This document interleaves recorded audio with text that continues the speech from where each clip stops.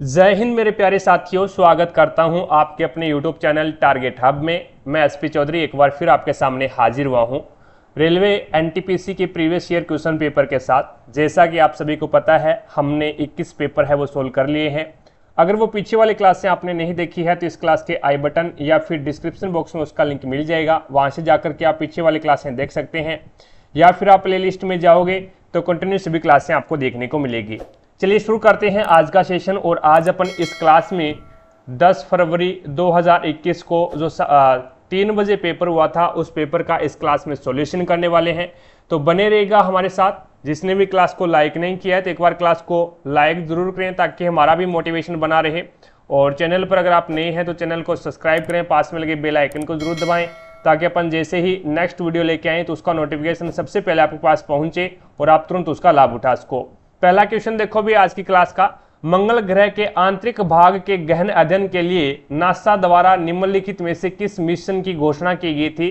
तो insight mission की घोषणा की थी, यानी 3 नंबर ऑप्शन आपका राइट आंसर होगा। नासा है वो अमेरिका की कंपनी है, अभी अमेरिका की अंतरिक्ष कंपनी है जिसने मंगल ग्रह के आंतरिक भाग का गहन अध्ययन करने के लिए, अच्छी तरीके से अध्ययन करने के लिए इनसाइट मिशन की स्थापना की।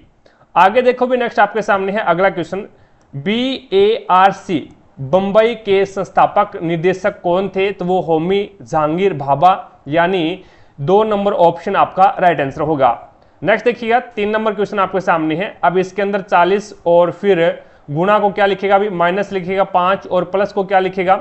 और प्लस को लिखेगा गुणा 10 और माइनस को क्या लिखेगा अभी? माइनस को लिखेगा भाग 2 और यहाँ पे माइनस को भाग 2 लिख दिया और उसके बाद में भाग का निशान किस में कन्वर्ट होगा? तो प्लस से 8 में। 2 एकम 2, 2 पंजे 10 और 5 पंजे 25 और 40 माइनस में 25 और प्लस में 8। तो 40 में से 25 जाएगा तो आपके पास में 15 बचेगा और 15 और 8 कितने होते हैं? तो 15 और 8 23 होते हैं। 1 नंबर ऑप्शन आपका बिल्कुल राइट हो जाएगा। अगला क्वेश्चन देखो भी, भारतीय संविधान कब लागू हुआ था? तो 26 जनवरी 1950 को भारतीय संविधान लागू किया गया था और 3 नंबर ऑप्शन है वो आपका राइट आंसर होगा।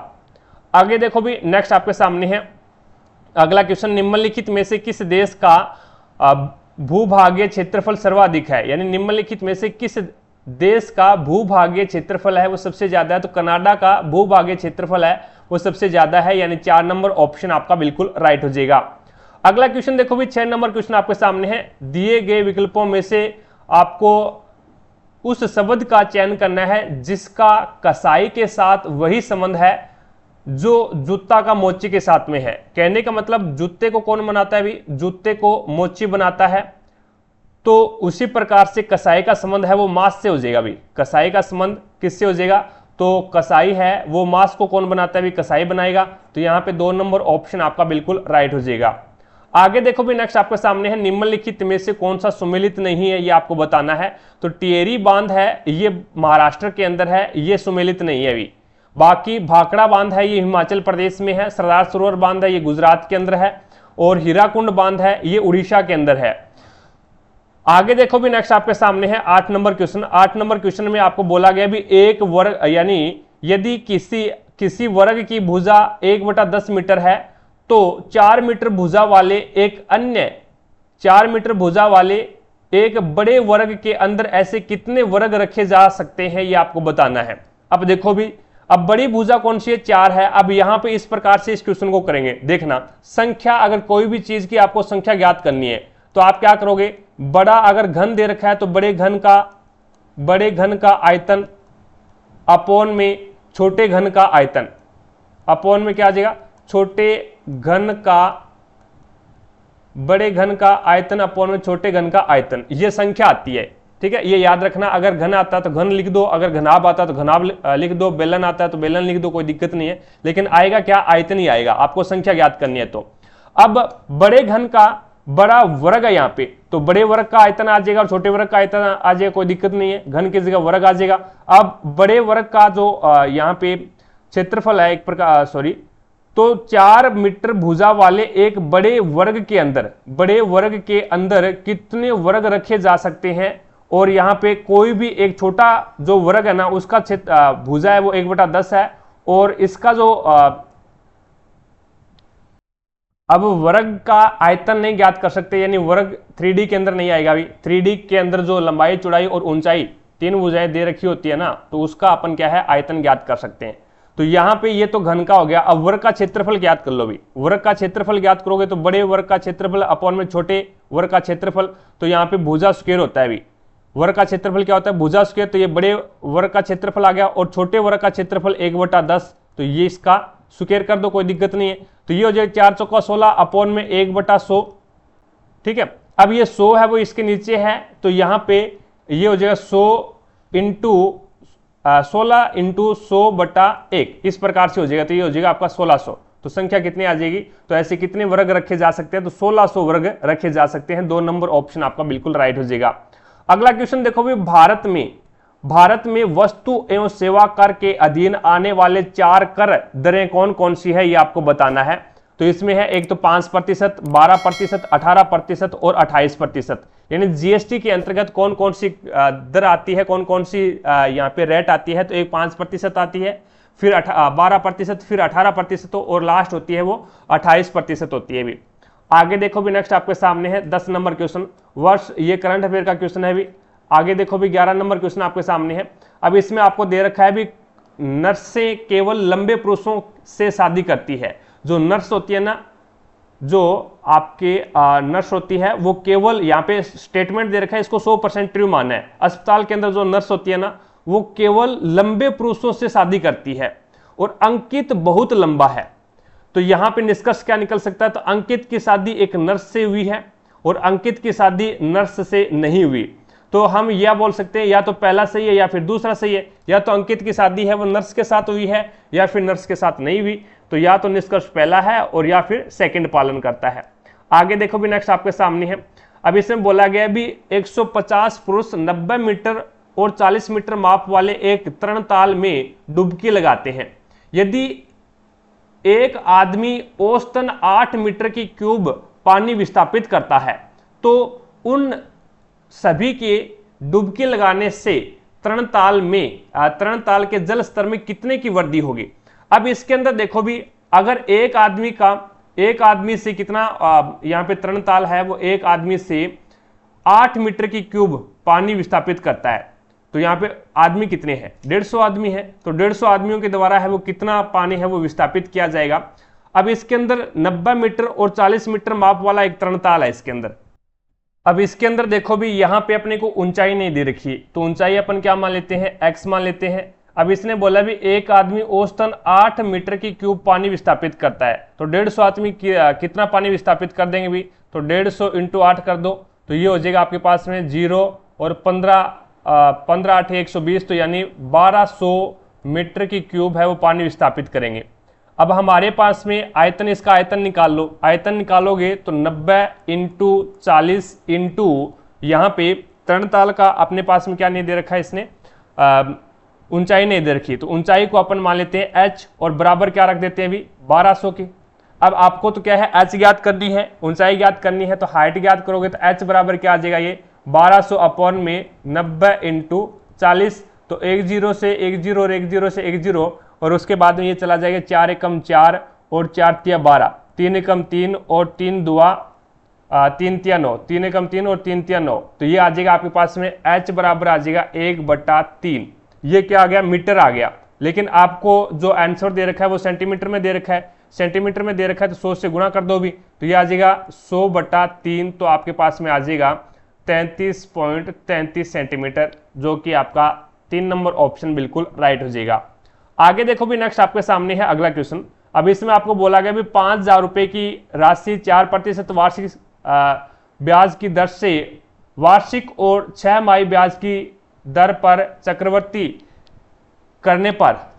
करने पर 1 से ही 1/2 वर्ष में अर्जित चक्रवर्ती ब्याज का आपको अंतर बताना है। देखो भी 5000 रुपए की कोई राशि है, इसमें पहले क्या है 4% वार्षिक ब्याज की दर पर वार्षिक ब्याज की दर से वार्षिक और 6 माही, पहले तो वार्षिक ज्ञात करना है आपको और उसके बाद में 6 माही ब्याज पर चक्रवर्ती ब्याज का अंतर ज्ञात करना है। तो पहले आप क्या ज्ञात कर लो, इसका वार्षिक ज्ञात कर लो।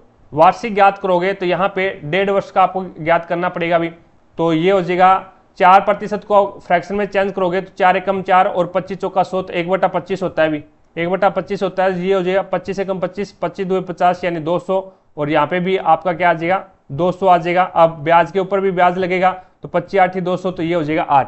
अब इसका ब्याज देख लो भी कितना आ रहा है, ये ब्याज है वो 1.5 साल का है, तो पहले साल का तो पूरा आएगा और दूसरे साल का वो आधा आएगा, तो यानी 204 का आधा कितना हो जाएगा, 208 का आधा कितना हो जाएगा, तो ये हो जाएगा 104, तो 104 का ये है और 200 का ये है, तो ये कितना हो जाएगा भाई 304 हो जाएगा।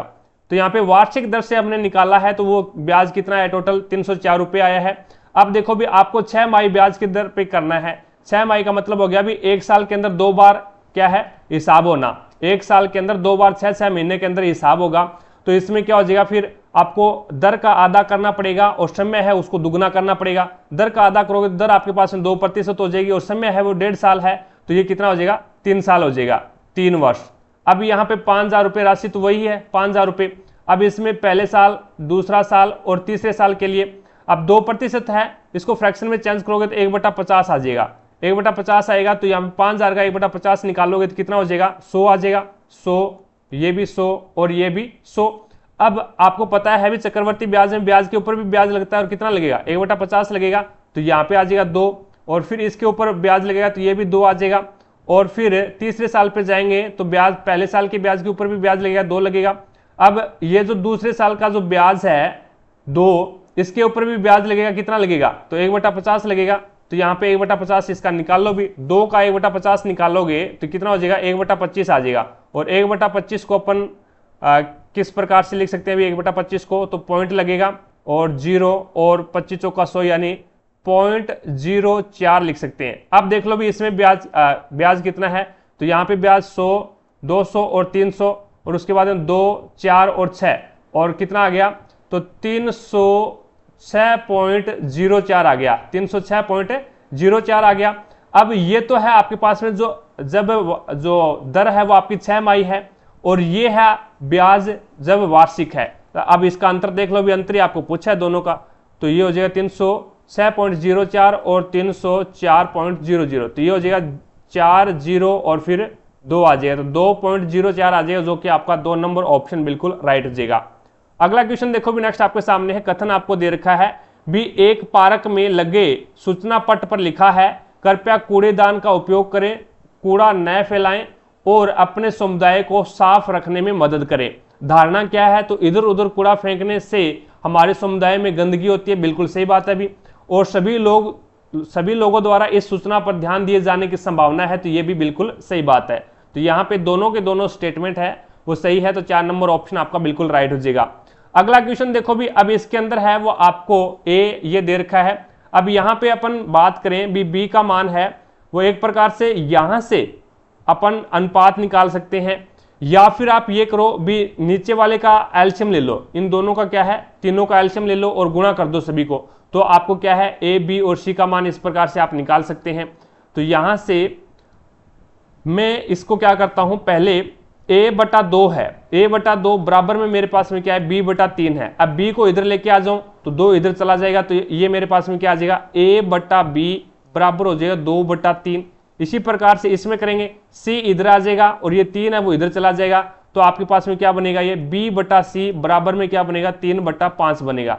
अब देखो भी यहाँ पे a b और c का रेशियो क्या आ गया, यहाँ पे b का मान कितना है 3 है और यहाँ पे भी b का मान 3 है, तो इसका मतलब जो रेशियो है वो समान आएगा, 2:3 और 5 ही आएगा, 2:3:5 आएगा, करके देख लो, यानी 2:3 और फिर 3:5 इस प्रकार से करते हैं भी इसको, तो उल्टा अन बनता है यहाँ पे इस प्रकार से, तो 5 तिया 15 और 3 तिया 9 और 3 दुआ 6। अब फिर 3 से काट दो इसको, 3 से काटो 3 दुआ 6 और 3 तिया 9 और 3 5 15, तो ये आ जाएगा 2:3:5। तो यहाँ पे ये ए का, ये बी का और ये सी का अब मान रख दो इसके अंदर। अब इसने पूछा है a + b + c, तो सभी का मान 5 और 3 8, 8 और 2 10, और यहाँ पे c का मान कितना है 5 है, 5 रख दो, 5 1 5 5 2 10, तो यहाँ पे क्या आ जाएगा 2 1 नंबर ऑप्शन आपका बिल्कुल राइट हो जाएगा। अगला देखो भी नेक्स्ट आपके सामने है, अब इसमें बोला गया भी निम्नलिखित में से विकल्प का चयन करना है। अब यहाँ पे 3.14 है, 3.14 है और इंटू आपके पास में क्या है 10 की पावर 6 है, तो यहाँ पे 6 जीरो लगाना, 1 2 3 4 5 6। अब 2 के बाद में पॉइंट लगेगा तो इसका मतलब 3, 1, 4 और 2 के बाद में पॉइंट लगेगा तो ये 0 आप कैंसिल कर दो, तो 4 0 लगा दो इसके आगे। 1, 2, 3, 4, इकाई, दहाई, सैकड़ा, हजार, 10,000, लाख और 10 लाख, यानी 31,40,000 आपका राइट आंसर होगा, जो कि 2 नंबर ऑप्शन बिल्कुल राइट हो जाएगा। अगला क्वेश्चन देखो भी नेक्स्ट आपके सामने है, निम्नलिखित में से कौन सा या फिर कौन सी रासायनिक गैस ग्रीन हाउस प्रभाव उत्पन्न करने में उत्तरदायी होती है? तो जलवाष्प हो गया, कार्बन डाइऑक्साइड हो गया, CFC जो क्लोरोफ्लोरोकार्बन है, जो कि अपन बात करते हैं भी ओजोन को नुकसान कौन पहुंचाती है? क्लोरोफ्लोरोकार्बन पहुंचाती है भी। तो यहाँ पे 4 नंबर ऑप्शन आपका बिल्कुल राइट आंसर हो जाएगा भी। इसमें सल्फर डाइऑक्साइड है, तो ये सल्फर डाइऑक्साइड है ना, ये ग्रीन हाउस का यहाँ पे प्रभाव उत्पन्न नहीं करती। सल्फर डाइऑक्साइड, इसमें भी सल्फर डाइऑक्साइड है, ये भी नहीं करती। और यहाँ पे ऑक्सीजन आ गया तो ऑक्सीजन भी क्या है? ग्रीन हाउस प्रभाव उत्पन्न नहीं करती। ठीक है। नाइट्रस ऑक्साइड है, ये क्या है? नाइट्रोजन डाइऑक्साइड है, ये तो ग्रीन हाउस प्रभाव में अपना योगदान देती है भी। अगला क्वेश्चन देखो भी नेक्स्ट आपके सामने है 18 नंबर क्वेश्चन। 18 नंबर क्वेश्चन में स्टेटमेंट आपको दे रखा है और इसकी मैं हिंदी बना के आपको बता देता हूं भी। अब स्टेटमेंट में आपको क्या बोला गया है भी? ये बोला गया भी हालांकि हमारी माँ हमारे भोजन को लेकर बहुत सख्त है और हमारे लिए स्वस्थ भोजन तैयार करती है, फिर भी वह हमें कभी कभार है वो डोनट्स खाने देती है।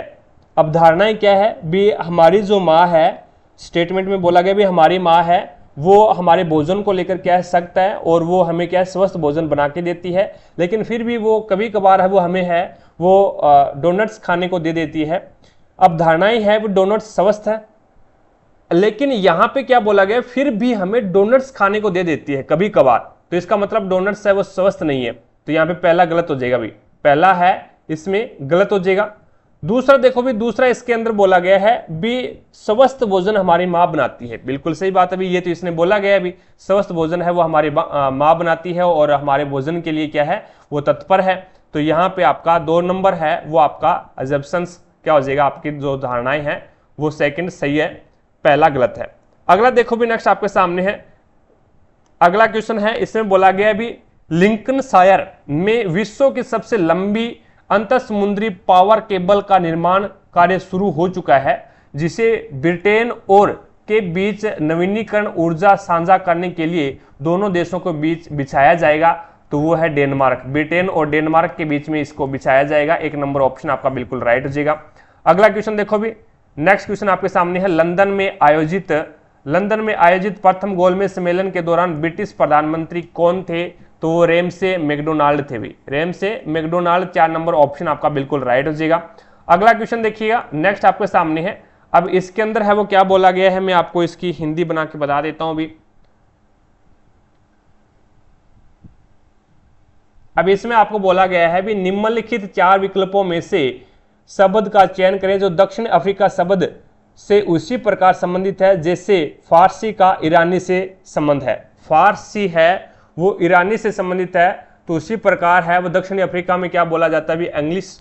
दक्षिणी अफ्रीका में अंग्रेजी बोली जाती है, तो यहाँ पे फारसी है वो ईरान के अंदर बोली जाती है, तो अफ्रीका के अंदर है वो क्या बोला जाएगा? इंग्लिश बोली जाएगी।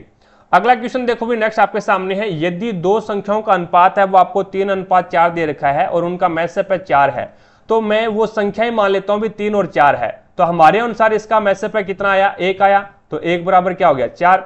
अब इसने बोला भी लेसअप है ज्ञात करो, यानी एलसीएम ज्ञात करो। इसका एलसीएम ज्ञात करोगे तो यहाँ पे हमारे अनुसार एलसीएम कितना आ रहा है? तो हमारे अनुसार है वो एलसीएम 12 यानी 12 आ रहा है, और 1 का मान है कितना? 4, तो यहाँ पे 12 चौका 48 हो जाएगा फिर, यानी 4 नंबर ऑप्शन है वो आपका बिल्कुल राइट हो जाएगा। आगे देखो भी नेक्स्ट आपके सामने है अगला क्वेश्चन। अब इसके अंदर आपको 23 नंबर क्वेश्चन में पूछा क्या है मैं आपको बता देता हूं हिंदी में। अब इसके अंदर आपको पूछा गया है भी भारतीय संविधान का निम्नलिखित में से कौन सा अनुच्छेद शोषण के विरुद्ध अधिकार प्रदान करता है? तो वो तो आर्टिकल 23 ही करता है भी, आर्टिकल 23 है ये शोषण के विरुद्ध है वो अधिकार प्रदान करता है, यानी 3 नंबर ऑप्शन आपका बिल्कुल राइट हो जाएगा। अगला क्वेश्चन देखो भी 24 नंबर क्वेश्चन आपके सामने है। 24 नंबर क्वेश्चन में आपको पूछा गया है भी व्यवसायिक लॉन्च से पहले कंप्यूटर या सॉफ्टवेयर का परीक्षण क्या कहलाता है? यानी व्यावसायिक लॉन्च से पहले कंप्यूटर या फिर सॉफ्टवेयर का जो परीक्षण किया जाता है उसे अपन क्या बोलते हैं, तो उसे अपन बीटा परीक्षण बोलते हैं। यानी पहले जो ट्रायल किया जाता है, टेस्ट किया जाता है, अभी पहले कोई चीज बना दी, जैसे किसी का आविष्कार किया और वो चीज बन के तैयार हो गई, अब उसका जो जब उसका टेस्ट किया जाता है, ट्रायल किया जाता है वैज्ञानिकों के द्वारा, उसे क्या बोलते हैं, तो उसे बीटा टेस्ट बोलते हैं। यानी 1 नंबर ऑप्शन आपका बिल्कुल राइट हो जाएगा। अगला क्वेश्चन देखो भी, दंड प्रक्रिया संहिता की कौन सी धारा कार्यपालक मजिस्ट्रेट को किसी स्थान पर 4 से अधिक लोगों को एकत्रित होने को निषिद्ध करने की शक्ति प्रदान करती है, तो वो धारा 144 है। कहते हैं ना भी 144 लगी हुई है तो एक जगह इकट्ठे नहीं रह सकते आप, तो 1 नंबर ऑप्शन आपका बिल्कुल राइट हो जाएगा। अगला क्वेश्चन देखो भी, नेक्स्ट आपके सामने है 26 नंबर क्वेश्चन। अब 26 नंबर क्वेश्चन के अंदर है वो मैं आपको बता देता हूं भी इसके अंदर हिंदी क्या बनेगी इसकी। अब इसमें बोला गया है भी निम्नलिखित में से कौन काकोरी डकैती की योजना बनाने वालों में से एक था, तो यहां पे अफजल खान हो जाएगा भी, अफजल खान, यानी 2 नंबर ऑप्शन है वो आपका राइट आंसर हो जाएगा भी। ठीक है, आगे देखो भी, नेक्स्ट आपके सामने है 27 नंबर क्वेश्चन। 27 नंबर क्वेश्चन में आपको बोला गया भी भारत की पैथन जल विद्युत परियोजना कहां स्थित है, तो ये महाराष्ट्र के अंदर है भी। भारत की पैथन जल विद्युत परियोजना है वो महाराष्ट्र के अंदर है। 4 नंबर ऑप्शन आपका राइट आंसर होगा। 21वें राष्ट्रमंडल खेलों का आयोजन कहां हुआ था, तो ये गोल्ड कोस्ट के अंदर हुआ था। 2 नंबर ऑप्शन आपका बिल्कुल राइट हो जाएगा। करंट अफेयर का क्वेश्चन है ये। राष्ट्रीय राजमार्ग के बारे में इनमें से कौन सा कथन है वो सही नहीं है, ये आपको बताना है। तो NH8 है वो भारत का सबसे छोटा राष्ट्रीय राजमार्ग है, बिल्कुल गलत बात है। NH8 है, ये बोल सकते भी NH8 है वो भारत का सबसे व्यस्त राष्ट्रीय राजमार्ग है, ये अपन बोल सकते हैं, ये बिल्कुल सही बात है। ठीक है, तो यहां पे ये गलत हो जाएगा भी, NH8 है वो सबसे छोटा नहीं है, क्योंकि सबसे छोटा तो 47A है भी। NH47A भारत का सबसे छोटा राष्ट्रीय राजमार्ग है, और जो 44 है वो भारत का सबसे लंबा राष्ट्रीय राजमार्ग है। ठीक है, और NH8 है वो सबसे व्यस्त राष्ट्रीय राजमार्ग के अंतर्गत आ जाएगा। अगला देखो भी, एक लड़के की ओर इशारा करते हुए सुरेश ने कहा, उसकी मां का भाई मेरी मां के पिता का इकलौता पुत्र है, तो लड़के की मां का सुरेश के साथ क्या संबंध है। लड़के की ओर इशारा करते हुए, बॉयज की ओर इशारा किया किसने, सुरेश ने। एक बॉय की ओर इशारा करते हुए सुरेश ने कहा, उसकी मां यानी उस बॉय की मां मेरी मां यानी इसकी मां के पिता का इकलौता पुत्र है, का इकलौता, यानी इसने बोला भी एक लड़के की ओर इशारा करते हुए सुरेश ने कहा, उसकी मां का भाई, उसकी मां का, ये लो भाई, उसकी मां का भाई मेरी मां के पिता का इकलौता पुत्र है, तो इसका मतलब क्या होगा, उसकी मां के पिता का इकलौता पुत्र है तो उसकी मां का भाई हो गया भाई, वो उसकी मां का भाई हो गया। तो उस लड़के की मां का सुरेश के साथ क्या संबंध है, तो उस लड़के की मां का सुरेश के साथ क्या संबंध है, या तो वो उसकी मां है, या फिर अपन ये बोल सकते हैं उसकी मौसी है। मौसी या फिर मां हो जाएगी भी, मौसी या फिर मां हो जाएगी, लेकिन मां तो इसमें दे रखा है, लेकिन यहाँ पे इकलौती मां नहीं दे रखा, इकलौती मां, इसमें इकलौती मां नहीं दे रखा, तो इसका मतलब मौसी हो जाएगा भाई।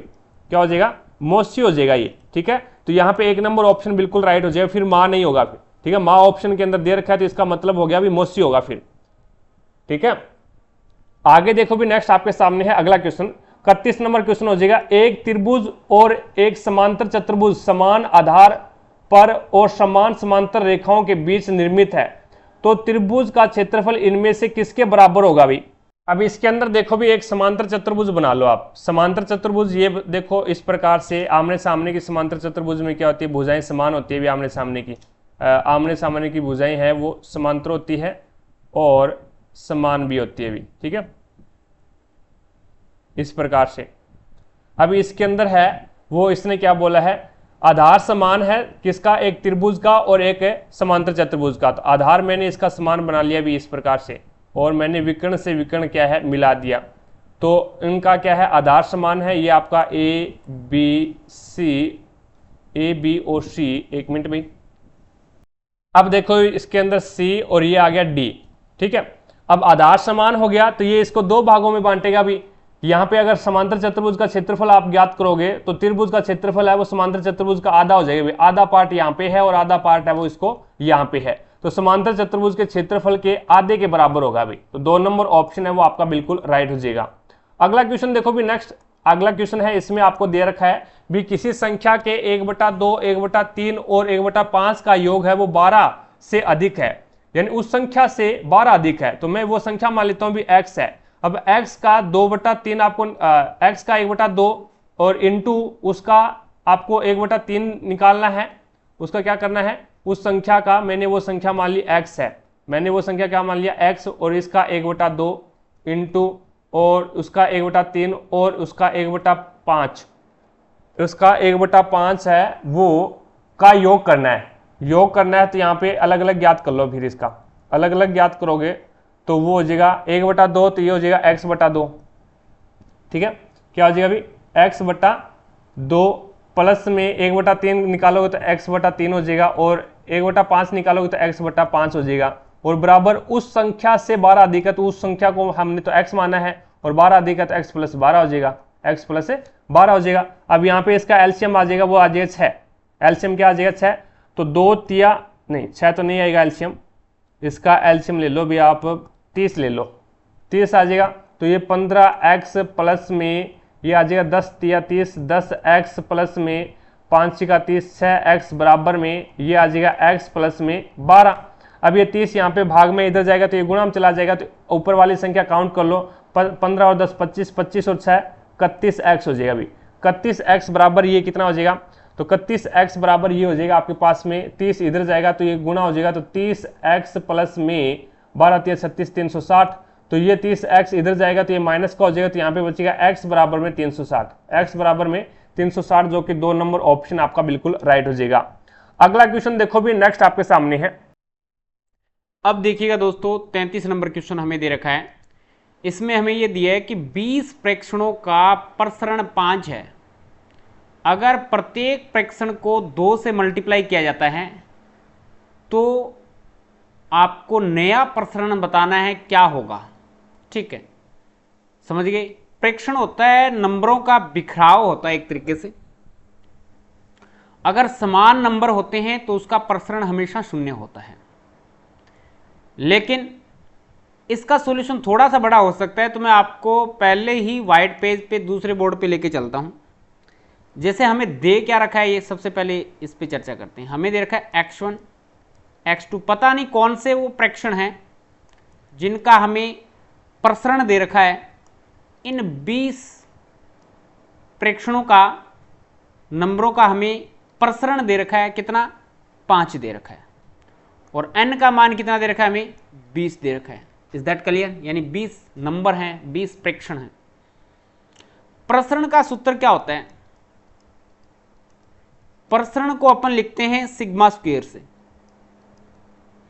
प्रसरण होता है x1 माइनस में x बार का होल स्क्वायर, पहला नंबर माइनस में माध्य का होल स्क्वायर, दूसरा नंबर माइनस में x बार का होल स्क्वायर, प्लस इस प्रकार से चलता जाएगा। और कहां तक जाएगा बताइए, प्लस xn माइनस में x बार का होल स्क्वायर अपॉन में सूत्र में लगेगा 2। ये इसका फॉर्मूला होता है। x बार क्या है, समांतर माध्य है, राशियों का योग बटे राशियों की संख्या, x1 प्लस में x2 प्लस में डैश डैश, यहां कहां तक निकालना है, 20 तक निकालना है, तो x 20 बटा 2। ये हो गया समांतर माध्य का सूत्र। ठीक है, अब देखो पुराना माध्य निकाल लेते हैं। पहले तो x बार का मान निकालेंगे, तो पुराना माध्य मान लेंगे x1, तो लिखेंगे पुराना माध्य, जिसको लिखेंगे x1 बार से रिप्रेजेंट करते हैं, राशियों का योग बटे राशियों की संख्या। तो ये क्या हो जाएगा बताओ, यहां पे एक बार आप एक्शन ही कर लो। ठीक है, ये सूत्र बताया मैंने। अब x1 निकालेंगे, x1 का बार निकालेंगे, पुराना माध्य निकालेंगे, तो ये हो जाएगा x1 plus x2 plus dash dash, कितने नंबरों का निकालना है, 20 नंबरों का निकालना है, राशियों का योग बटे राशियों की संख्या। राशियों का योग बटे राशियों की संख्या में आप नीचे क्या लगाएंगे, यहाँ पे n का भाग लगेगा। आपके राशियों का योग बटे राशियों की संख्या है, तो आप यहाँ पे n, क्योंकि n नंबर लिए तो n का भाग लगेगा, और यहां पे 20 नंबर लिए तो 20 का भाग दे दो। x 20 तक है तो 20 का भाग दे देंगे। 5 नंबर होंगे तो 5 का भाग दे देंगे, 2 नंबर होंगे तो 2 का भाग दे देंगे। राशियों का योग बटे राशियों की संख्या होती है, ये हमने निकाल लिया। अब इसके बाद में ये बोल रहा है कि प्रत्येक नंबर को 2 से मल्टीप्लाई किया जाता है तो नया माध्य क्या हो जाएगा। इसको समीकरण नंबर 1 दे दो आप। अगर प्रत्येक नंबर को 2 से मल्टीप्लाई किया जाता है तो नया माध्य ये बन जाएगा। नया माध्य जिसको अपन x2 बार से रिप्रेजेंट कर देंगे, x2 बार से रिप्रेजेंट करेंगे तो ये बन जाएगा, प्रत्येक नंबर को 2 से गुणा कर दो, 2x1 2x2 dash dash dash 2x20 और बटे 20 चल रहा है। 2 ऊपर से कॉमन आ जाएगा, क्या बनेगा, x1 प्लस में x2 प्लस में डैश डैश प्लस में x 20 और बटे क्या चल रहा है 20। तो जो ब्रैकेट वाला मान है वो कौन सा मान है, ब्रैकेट वाला मान है वो x1 बार है। तो x2 बार का मान आ जाएगा 2x1 बार, यानी नया माध्य है वो पुराने माध्य का दुगना हो जाएगा। इतनी बात समझ में आई। अब अपन निकालते हैं पुराना प्रसरण, फिर हमें निकालना पड़ेगा नया प्रसरण। ठीक है, तो हमें तो प्रसरण याद करना है, तो पुराना प्रसरण निकालते हैं। पुराना प्रसरण सूत्र आप जानते हैं, पुराना प्रसरण सिग्मा 1 स्क्वायर, सिग्मा स्क्वायर होता है, सिग्मा 1 दे दिया पुराने को और नए को सिग्मा 2 दे देंगे, बस इतना सा अंतर करेंगे। पुराना कैसे आएगा, x1 माइनस में x1 के बार का स्क्वायर प्लस में x2 माइनस में x2 के बार का स्क्वायर प्लस डैश डैश कहां तक निकालेंगे, x20 माइनस में यहां पे x1 ही चलेगा, सभी में x1 रहेगा, x1 के बार का स्क्वायर बटा इसका फॉर्मूला क्या होता है 2। इसके फॉर्मूले में नीचे क्या लगता है 2 लगता है, नहीं फॉर्मूले में आपको ऊपर मैंने क्या बताया था, ऊपर 2 नहीं ऊपर n है, यहां पे n कीजिए, फॉर्मूले में थोड़ा सा चेंज कर लीजिए, इसमें n आता है हमेशा, जितने नंबर होते हैं उसका भाग दिया जाता है, प्रसरण में भी और माध्य में भी। तो यहां पे भी n आएगा, तो n का मान है कितना, यहां पे 20 दे रखा है तो यहां पे लगा देंगे 20। अब जो x1 का मान आया हमारे पास में वो कितना है, x1 bar is equal to क्या है 2x बार है। अब नया प्रसरण निकालेंगे तो प्रत्येक नंबर को किससे मल्टीप्लाई करेंगे, 2 से मल्टीप्लाई करेंगे। तो यहां पे लिखेंगे नया प्रसरण, नया प्रसरण, और नया प्रसरण हो जाएगा सिग्मा 2 का स्क्वायर इज इक्वल टू, प्रत्येक नंबर को 2 से मल्टीप्लाई करना 2x1 माइनस में, और नया हमें क्या लेना पड़ेगा, माध्य लेना पड़ेगा, तो x2 का बार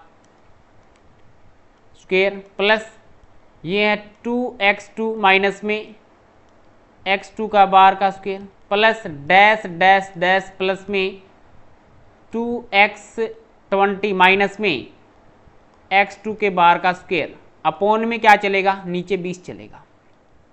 रिजल्ट क्या आएगा बताओ, इसमें से x2 का बार मान कितना है, यहां से देखें x2 का बार ये है 2x1 बार, तो यहां से मान रख देंगे, तो 2x1 माइनस में 2x1 के बार का स्क्वायर प्लस 2x2 माइनस में 2x2 के 2x1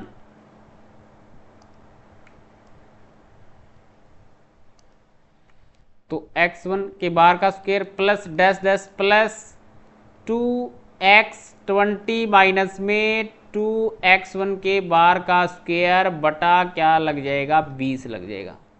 अब सभी में से 2 कॉमन आ रहा है, ऊपर स्क्वायर है तो इसका मतलब 2 का स्क्वायर कॉमन आएगा, 2 का स्क्वायर आपने कॉमन निकाल लिया, ये रिजल्ट क्या बचेगा x1 माइनस में x के बार का स्क्वायर प्लस x2 माइनस में x1 के बार का square plus dash dash plus x20 minus में x1 के बार का स्क्वायर बटे 20। तो ये ब्रैकेट के अंदर वाला मान क्या बन जाएगा बताओ। इसका मान तो हमें दे रखा है, जो पुराना प्रसरण हमें दे रखा था उसका मान कितना दे रखा था, 5 दे रखा था। तो यहाँ पे 2 की स्क्वायर है, क्वेश्चन में दे रखा है ऊपर 5 और 2 का स्क्वायर 4 गुणा 5 कितना हो जाएगा, 20 हो जाएगा। कौन सा ऑप्शन है देख लेते हैं। 2 की स्क्वायर गुणा 5, 4 नंबर ऑप्शन हो जाएगा आपका राइट। 4 नंबर ऑप्शन आपका राइट हो जाएगा। ठीक है, ये हमें दे रखा था, मेरी तरफ से नहीं लिखा है वो 5, क्वेश्चन में ही दे रखा था कि पुराना प्रसरण एक तरीके से 20 प्रेक्षणों का प्रसरण 5 दे रखा था। Is that clear? क्वेश्चन समझ में आया? एक बार दोबारा देख सकते हैं, इसके बाद में चलते हैं नेक्स्ट क्वेश्चन की तरफ। अगला क्वेश्चन देखो भी 34 नंबर क्वेश्चन आपके सामने है। अब 34 नंबर क्वेश्चन में आपको बोला गया भी कमजोर अम्ल और उसके नमक का घोल क्या कहलाता है। कमजोर अम्ल यानी वीक एसिड और इसके अंदर है वो साल्ट, वीक एसिड और नमक के घोल को अपन क्या बोलते हैं, तो बफर सॉल्यूशन बोलते हैं। अब बफर सॉल्यूशन क्या होता है, बफर सॉल्यूशन है यानी बफर विलियन वे विलियन होते हैं जिन्हें तनु करने पर या फिर जिसमें अम्ल या फिर क्षार की अन्य मात्रा मिलाने पर पीएच मान में कोई अंतर नहीं आता है, वो क्या कहलाते हैं, बफर सॉल्यूशन कहलाते हैं। तो यहाँ पे 3 नंबर ऑप्शन आपका राइट आंसर हो जाएगा। आगे देखो भी नेक्स्ट आपके सामने है। अब इसके अंदर है रंगभूमि, गोदान, गबन और वरदान नामक उपन्यासों के लेखक कौन है। तो आपने रंगभूमि, गोदान, गबन नाम सुनते ही मुंशी प्रेमचंद का नाम याद आ गया होगा। 2 नंबर ऑप्शन आपका बिल्कुल राइट हो जाएगा। हैदराबाद का अंतिम निजाम यानी शासक कौन था, तो वो मीर उस्मान अली खान था भी। 3 नंबर ऑप्शन आपका यहाँ पे राइट आंसर हो जाएगा। अगला क्वेश्चन देखो भी नेक्स्ट 37 नंबर क्वेश्चन है। उस एक व्यक्ति 12% वार्षिक साधारण ब्याज अर्जित करने हेतु 5,000 रुपए की राशि को 5 वर्ष के लिए अपने बैंक खाते में जमा कराता है। 5 वर्ष बाद उसे मिलने वाला मिश्र धन आपको ज्ञात करना है। तो 5,000 रुपए है ये लो, और उसने 12% दर से 5 वर्ष के लिए जमा करवा दिए। तो यहाँ पे 2 से 2 कैंसिल कर दिया, 12 5 60 होते हैं यानी 600 और इंटू 5 तो ये आ जाएगा आपके पास में 3,000 रुपये। अब 3,000 तो ये आपके पास में क्या आ गया, 3,000 तो ये आपके पास में आ गया ब्याज, और आपको पूछा क्या है, तो मिश्र धन पूछा है। 3,000 ये है और 5,000 यहाँ पे मूलधन है। 5 और 3 8, तो 8 क्या हो जाएगा, 8,000 कितना 8,000 क्या हो जाएगा, मिश्र धन आ जाएगा। आगे देखो भी नेक्स्ट आपके सामने है। किस वास्तुकार ने बंबई स्थित गेटवे ऑफ इंडिया का डिजाइन तैयार किया था, तो वो जॉर्ज विटेट ने किया था भी। जॉर्ज विटेट ने गेटवे ऑफ इंडिया जो कि बंबई में है, इसका डिजाइन तैयार है वो जॉर्ज विटेट ने किया था। अगला क्वेश्चन देखो भी नेक्स्ट आपके सामने है। अब इसमें इस समीकरण को संतुलित करने के लिए आपको कौन सा इसमें ऑप्शन उठाना पड़ेगा। तो देखो मैं पहले ही ऑप्शन उठा लेता हूं भी इसमें। तो 65 प्लस में 5 प्लस गुणा 25 बराबर में 190 आना चाहिए। तो 25 5 125 होता है, और 125 में अगर आप 65 मिलाते हैं, 65 मिलाते हैं, 5 5 10 6 2 8 और 1 9, 190 बन जाएगा। तो आपका यहाँ पे 1 नंबर ऑप्शन बिल्कुल राइट हो जाएगा। अगला क्वेश्चन देखो भी नेक्स्ट आपके सामने है। मोना को यहाँ पे 132 लिखता है, तो क्रोड को क्या लिखेगा। तो इसमें देखो भी एम आता है 13 पे, ओ आता है 15 पे, ए आता है 1 पे, तो यहाँ पे डायरेक्ट मैं 16 कर देता हूँ इसको, और एन आता है 14 पे, 14 और 1 15, तो यहाँ पे इसको डायरेक्ट में 15 लिख देता हूँ। अब इन सभी को जोड़ो, 6 और 5 11, 11 और 3 कितने होते हैं, 14 यानी 1, और उसके बाद में 1 2 3 और 4 44 आ गया। अब 44 को अगर मैं 3 से गुणा करूं तो 4 तिया 12, 4 तिया 12 और 1 13 यानी 132 आ रहा है, कोई दिक्कत नहीं है। तो इनको सभी को जोड़ो, 3 ये 3 पे आता है, ये 18 पे आता है, 18 और 3 21, 15 15 30 और ये आ जाएगा 1 4। तो यहाँ पे आ जाए 5 और 5 55 आ गया। अब 55 को क्या करोगे, 3 से गुणा करोगे, 3 5 15, 3 5 15 और 1 16, 165 आ जाएगा, जो कि आपका राइट आंसर होगा 1 नंबर ऑप्शन। अगला क्वेश्चन देखो भी, उस वर्णक का नाम बताइए जिसकी वजह से पौधों का रंग हरा होता है। तो क्लोरोफिल होता है भी, क्लोरोफिल की वजह से पौधों का रंग हरा होता है। तो यहाँ पे आपका राइट आंसर क्या होगा, 2 नंबर ऑप्शन हो जाएगा। अब इसके अंदर देखो भी आप भी, यहाँ पे लवक है वो 3 प्रकार का होता है। लवक 3 प्रकार का होता है, वर्णी लवक, एक वर्णी, और दूसरा होता है अवर्णी, और तीसरा होता है क्लोरोफिल। तीसरा क्या होता है, क्लोरोफिल। अब वर्णी लवक है ये रंग प्रदान करता है भी, अवर्णी लवक है ये भोजन का संग्रह करता है, इकट्ठा करता है, क्लोरोफिल है ये भोजन का निर्माण करता है। और क्लोरोफिल की वजह से ही पौधों का जो रंग होता है वो हरा होता है। आगे देखो, भारत के इनमें से किस राज्य की सीमा नेपाल से नहीं जुड़ी हुई है? तो भारत के त्रिपुरा राज्य की जो सीमा है वो नेपाल के साथ नहीं लगती, बाकी उत्तर प्रदेश, उत्तराखंड और बिहार इन सभी की लगती है अभी। आगे देखो भी, नेक्स्ट आपके सामने है दिहिंग पाटकाई वन्यजीव अभ्यारण्य। दिहिंग पाटकाई वन्यजीव अभ्यारण्य कहां स्थित है? तो ये असम के अंदर है। 4 नंबर ऑप्शन आपका बिल्कुल राइट हो जाएगा। अगला क्वेश्चन देखो भी, निम्नलिखित में से कौन सा मलेरिया परजीवी है? प्लाज्मोडियम। प्लाज्मोडियम है वो एक मलेरिया परजीवी है और इसके अंदर है वो बहुविखंडन होता है भी, बहुविखंडन के द्वारा है वो ये क्या है, आगे बढ़ता है, अपनी बढ़ोतरी करता है। ठीक है, आगे देखो भी, नेक्स्ट आपके सामने है अगला क्वेश्चन है 45 नंबर क्वेश्चन। किसी वस्तु को 350 रुपए में बेचने पर उस वस्तु को 340 में बेचे जाने की तुलना में 5% अधिक लाभ प्राप्त होता है। यानी कोई वस्तु है 350 रुपए, अगर 350 रुपए में बेचे जाने पर उस वस्तु को 340 में बेचे जाने की तुलना में 5% अधिक लाभ होता है। कहने का मतलब अगर 340 के अकॉर्डिंग इसे क्या है 350 में बेचे तो यानी 5% का लाभ होता है। तो 5% बराबर में क्या कह सकता हूं, 5% बराबर 10 कह सकता हूं। यानी 5% अधिक लाभ होता है, तो इसका मतलब 5% इन दोनों के बीच में अंतर कितने का है? 10 का है। तो 5% बराबर 10 का है, तो 1% बराबर कितना हो जाएगा अभी? तो 1% बराबर हो जाएगा 10/5, यानी इसका मान आ गया आपके पास में इसका मान कितना आ जाएगा? तो 1 का मान आपके पास में 2 आ जाएगा। 1 का मान है वो आपके पास में क्या आ जाएगा अभी? 2 आ जाएगा। 1 का मान आपके पास में 2 आ गया। अब इसने पूछा है तो उस वस्तु का क्रय मूल्य आपको बताना है, तो उस वस्तु का क्रय मूल्य आपको बताना है। तो यहाँ पे क्रय मूल्य है वो 100% के बराबर होता है भी, तो 100% के बराबर होता है, तो 1% का मान 2 है, तो 100% का मान 200 हो जाएगा। तो आपका राइट आंसर क्या होगा? 2 नंबर ऑप्शन हो जाएगा। आगे देखो भी, नेक्स्ट आपके सामने है, अब इसके अंदर है वो इसने देखो भी, पहले SPECT फिर ROSCOPY। अब इसको ये क्या लिख रहा है? इसको लिख रहा है ESPRCTCOS और YOP।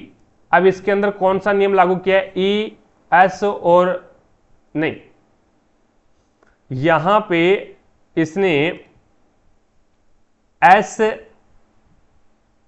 का S आ गया यहां पे, और फिर E का E आ गया, और फिर P आ गया।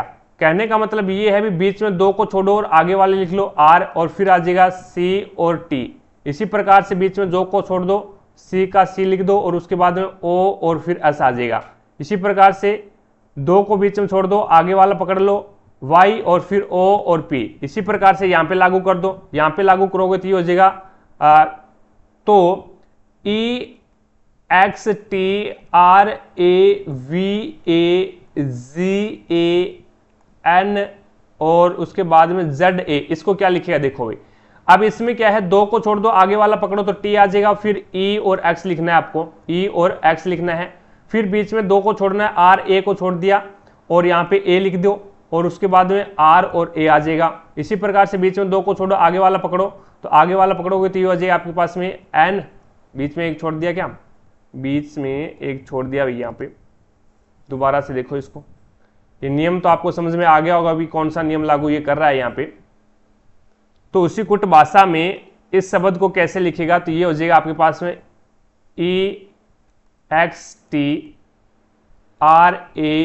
EXTRAVA और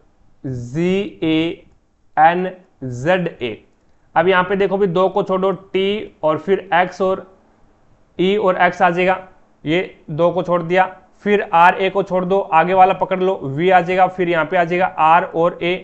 उसके बाद में अब इनको, इन 2 को पकड़ो आगे वाले को और इसको लिख दो, तो ये हो जाएगा A और फिर A और G जो का तो लिख दो। उसके बाद में आगे वाले दोनों को छोड़ दो और आगे वाला पकड़ लो, तो A और उसके बाद में आ जाएगा N और Z आ जाएगा। तो यहाँ पे ये आपके पास में 3 नंबर ऑप्शन है वो बिल्कुल राइट हो जाएगा भी। ठीक है, आगे देखो भी, नेक्स्ट आपके सामने है 47 नंबर क्वेश्चन। एक संख्या x को 7 से विभाजित करने पर एक शेष बचता है और दूसरी संख्या y को 7 से विभाजित करने पर 2 शेष बचता है। तो आपको बताना है y प्लस में x प्लस में y को, x प्लस में y को 7 से विभाजित करने पर कितना शेषफल बचेगा, ये आपको बताना है। अब कोई भी संख्या देख लो यार, यहाँ पे अगर मैं बात करता हूं इसके अंदर भी, कोई भी संख्या आप ले लो, उस संख्या से डिवाइड करके देखो भी। मैं संख्या लेता हूं 3 ले लेता हूं 3, और उसके बाद में नहीं 5 ले लेते हैं, संख्या कोई 5 ले लेते हैं। मैंने संख्या 5 मान ली। अब 5 को मैं क्या करता हूं, 5 को 3 से डिवाइड करता हूं, तो कितना शेष बचेगा मेरे पास है। 5 को 3 से डिवाइड कर दिया मैंने, तो यहाँ पे मेरे पास में शेष बचेगा 2, 3 एकम 3, 2 शेष बच गया। और उसके बाद में यहाँ पे दूसरी कोई संख्या में और लेता हूं, दूसरी संख्या में लेता हूं, इसके अंदर अपन 7 ले लेते हैं, दूसरी संख्या 7 ले लेते हैं अभी। अब दूसरी संख्या 7 ले ली, फिर इसको 3 से डिवाइड कर दिया तो कितना बचेगा, 3 2 6 यानी 1 बचेगा। अब देखो भी, अब उसको क्या करना है, x प्लस वाई है, उस संख्या को आपको डिवाइड करना है, यानी एक संख्या ये है और एक संख्या ये है। अब इसको डिवाइड करोगे, यानी 5 प्लस 7 को डिवाइड करोगे, 5 प्लस 7 को डिवाइड करोगे तो यहाँ पे कितना आ जाएगा, यानी 5 और 7 12, 12 को 3 से डिवाइड करोगे तो ये पूरा डिवाइड हो जाएगा, यानी शेषफल कितना बचेगा, 0 बचेगा। अब इसके अंदर देखो भी, यहाँ पे तो शेषफल बचा आपका कितना, 2, और यहाँ पे शेषफल बचा था 1। अब इन दोनों को जोड़ो, इन दोनों को जोड़ोगे तो कितना आ जाएगा, 3। अब 3 को 3 से डिवाइड करोगे क्या, पूरा डिवाइड हो गया, यानी 0 शेषफल बचेगा। तो वही प्रक्रिया यहाँ पे करनी है। शेषफल कितना है, यहाँ पे शेषफल कितना बचा, 1, और यहाँ पे भी शेषफल कितना बचा, 2। तो 1 प्लस, यानी संख्या को जोड़ रहा है, तो जोड़ रहा है, तो यहाँ पे आप क्या करो, शेषफल को भी जोड़ दो, तो 1 प्लस 2 शेषफल को जोड़ दिया और उस संख्या से क्या कर दो, डिवाइड कर दो। तो 3 को 7 से डिवाइड करोगे तो 3 ही शेषफल बचेगा, क्योंकि 7 से संख्या छोटी है, और 7 से संख्या छोटी है तो वो उतना ही शेषफल बचेगा आपका। तो यहाँ पे 3 नंबर ऑप्शन आपका बिल्कुल राइट हो जाएगा, 3 ही शेषफल बचेगा इसका। ठीक है, आगे देखो भी, नेक्स्ट आपके सामने है, ए अकेले किसी कार्य को 32 दिन में पूरा कर सकता है, जबकि बी उसके साथ मिलकर के वह उसी कार्य को 24 दिन में पूरा कर सकता है। यदि सी अकेले उस कार्य को 64 दिन में पूरा करता है, तो बी और सी मिलकर के उस कार्य को कितने दिन में पूरा करेंगे। देखो ए, बी और सी है, ए अकेला उस कार्य को 32 दिन में करेगा, जबकि बी के साथ मिलकर के वह उस कार्य को 24 दिन में करेगा। तो बी के साथ मिलकर के, यानी ए प्लस बी दोनों मिलकर के उस कार्य को 24 दिन में करते हैं, और सी है वो अकेला उस कार्य को 64 दिन में पूरा करता है। तो इसका एलसीएम ले लो आप, एलसीएम लोगे तो एलसीएम आपके पास में कितना आ जाएगा, तो इसका एलसीएम आपके पास में आ जाएगा 64, 24 और 32। इसका एलसीएम आ जाएगा, 64 को 3 से गुणा कर दो, 4 तिया 12 और 4 तिया 12 और 3 छिके 18, 18 और 1 19, यानी 192 आ गया। अब 32 से इसको डिवाइड करोगे 192 को, तो 32 से डिवाइड कर दो भी, तो ये चला जाएगा आपका कितने तक चला जाएगा, 6 से चला जाएगा क्या, 6 तक चला जाएगा। और 24 से इसको डिवाइड करोगे, 6 2 12 और 6 3 18 और 1 19। ठीक है, अब 24 से डिवाइड करो, 24 से डिवाइड करोगे तो ये आपके पास में आ जाएगा 9 तक चला जाएगा, नहीं 9 चौका 8 तक चला जाएगा, ये 8 से डिवाइड हो जाएगा। और ये कितने तक डिवाइड होगा, तो ये 3 से डिवाइड हो जाएगा, अभी ये आ जाएगा। अब इसके अंदर देखो भी, बी और सी एक साथ मिलकर, यहाँ पे ए एक दिन के अंदर 6 कार्य करता है, ए और बी दोनों मिलकर के एक दिन के अंदर 8 कार्य करते हैं, सी अकेला एक दिन के अंदर 3 कार्य करता है। तो यहाँ पे बी की धारिता कितनी आ जाएगी, तो बी की धारिता 2 आ जाएगी। धारिता का मतलब यानी बी की जो कार्य क्षमता है वो 2 आ जाएगी।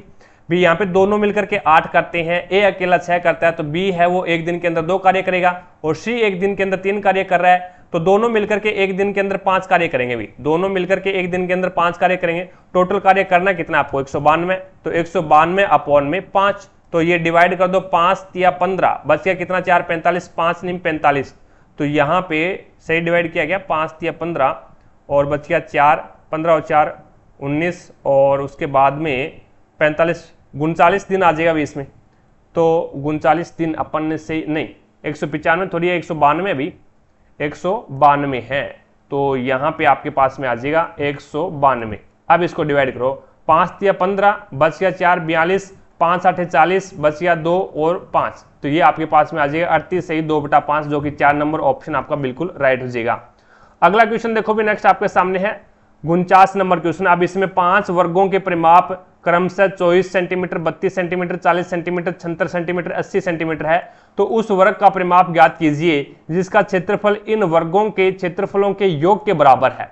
अब यहाँ पे देखो भी, आपको पहले तो क्या करना पड़ेगा, इसका परिमाप दे रखा आपको, तो भुजा ज्ञात करनी पड़ेगी आपको। भुजा ज्ञात करनी पड़ेगी, तो यहाँ पे 24 उसका परिमाप है तो भुजा कितनी आ जाएगी, तो 4 6 24 होता है, तो यहाँ पे 4 इसकी क्या आ जाएगी, भुजा आ जाएगी, 6 भुजा आ जाएगी इसकी, ठीक है, 6 इसकी भुजा आ जाएगी।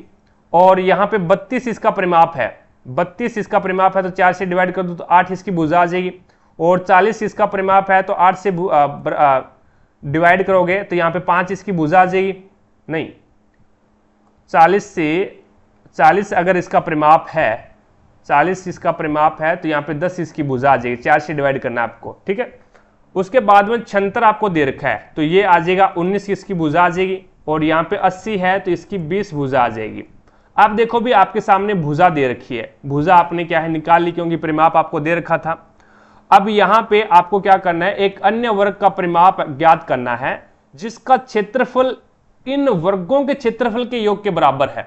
अब इनका क्षेत्रफल ज्ञात कर लो, ये जो वर्ग का क्षेत्रफल क्या होता है, भुजा स्क्वायर होता है, तो भुजा आपके पास में 6 है तो 36 हो जाएगा, ये हो जाएगा 64 और ये हो जाएगा आपके पास में 100 और 19 का स्क्वायर यानी 361 और 20 का स्क्वायर 400। अब इसको योग करो, योग करोगे तो ये आपके पास में 6 4 10 10 और 11 एक बच गया। उसके बाद में 3 और 6 9 और 3 और 6 9 9 और 6 कितने हो जाएंगे भी 15 15 और 1 16। उसके बाद में 1, उसके बाद में यहाँ पे देखो तो ये हो जाएगा 1 और 3 4 4 4 8 और 1 9 यानी 961 आ गया। अब 961 है वो एक इन सभी का क्षेत्रफल का योग आ गया और इसने यही बोला भी जिसका क्षेत्रफल इन वर्गों के क्षेत्रफल के योग के बराबर है। तो इसका क्षेत्रफल यानी जो बड़ा वर्ग था उसका क्षेत्रफल ये हो जाए 961 हो जाएगा। अब इसका परिमाप ज्ञात करना है तो आपको पता है भी जो क्षेत्रफल होता है वो भुजा स्क्वायर होता है, तो 961 है वो 31 का स्क्वायर होता है भी, 961 का स्क्वायर है वो 31 का स्क्वायर है वो 961 होता है। तो यहाँ पे भुजा क्या आ गई 31 आ गई और परिमाप क्या होता है 4 गुना भुजा होता है, तो 4 एकम 4 और 4 तिया 12 124। तो आपका यहाँ पे राइट आंसर क्या होगा, 3 नंबर ऑप्शन बिल्कुल राइट हो जाएगा। अगला क्वेश्चन देखो भी 50 नंबर क्वेश्चन आपके सामने है। देखो 6 की स्क्वायर की और माइनस कर दिया 2, 8 की स्क्वायर की माइनस कर दिया 2, तो 9 की स्क्वायर करोगे और माइनस 2 कर दोगे तो 9 की स्क्वायर होता है 81 और माइनस 2 करोगे तो 79 आ जाएगा। 1 नंबर ऑप्शन बिल्कुल राइट हो जाएगा। अगला क्वेश्चन देखो भी नेक्स्ट आपके सामने है। अब इसके अंदर है वो आपको सरल करना है, सरल करना है तो सबसे पहले क्या है ब्रैकेट वाला सरल करो, 4 एकम 4 और 4 निम 36 9 हो गया। और उसके बाद में ये ब्रैकेट ओपन होगा तो ये 9 से डिवाइड होगा तो 12 निमा 108 होता है, तो यहाँ पे 12 आ जाएगा। अब 12 प्लस में और इसको सोल्व करो, पहले इसको सोल्व करो, 4 तिया 12 और 1 13, तो ये हो जाएगा 2/5 कितना आ जाएगा भैया, ये हो जाएगा 2/5 इंटू 13/4, 2 एकम 2 और ये आ जाएगा 2 2 4, तो आपके पास में आ जाएगा 12 प्लस में 13/5 2 10। अब इसमें 10 इसका एलसीएम आ गया, ये हो जाएगा 120 प्लस यानी इसके नीचे 1 मान लिया प्लस में 13, तो ये आ जाएगा 3 और 1 और अपॉन में 10 आ जाएगा। अब 10 से डिवाइड करो तो ये हो जाएगा 10 एकम 10, बच गया कितना 3 33, 10 तिया 30, बच गया कितना 3 ऊपर लिख दो, जिससे डिवाइड करो वो नीचे लिख दो, तो 13 सही 3/10 आ जाएगा, जो कि 2 नंबर ऑप्शन आपका बिल्कुल राइट हो जाएगा। अगला क्वेश्चन देखो भी नेक्स्ट, हाल ही में ये करंट अफेयर का क्वेश्चन है भी हाल ही में। नेक्स्ट देखिएगा अगला क्वेश्चन है, साथ साथ में क्लास को लाइक करते रहिए भी, जिसने भी क्लास को लाइक नहीं किया है तो एक बार क्लास को लाइक जरूर कीजिएगा ताकि हमारा भी मोटिवेशन बना रहे।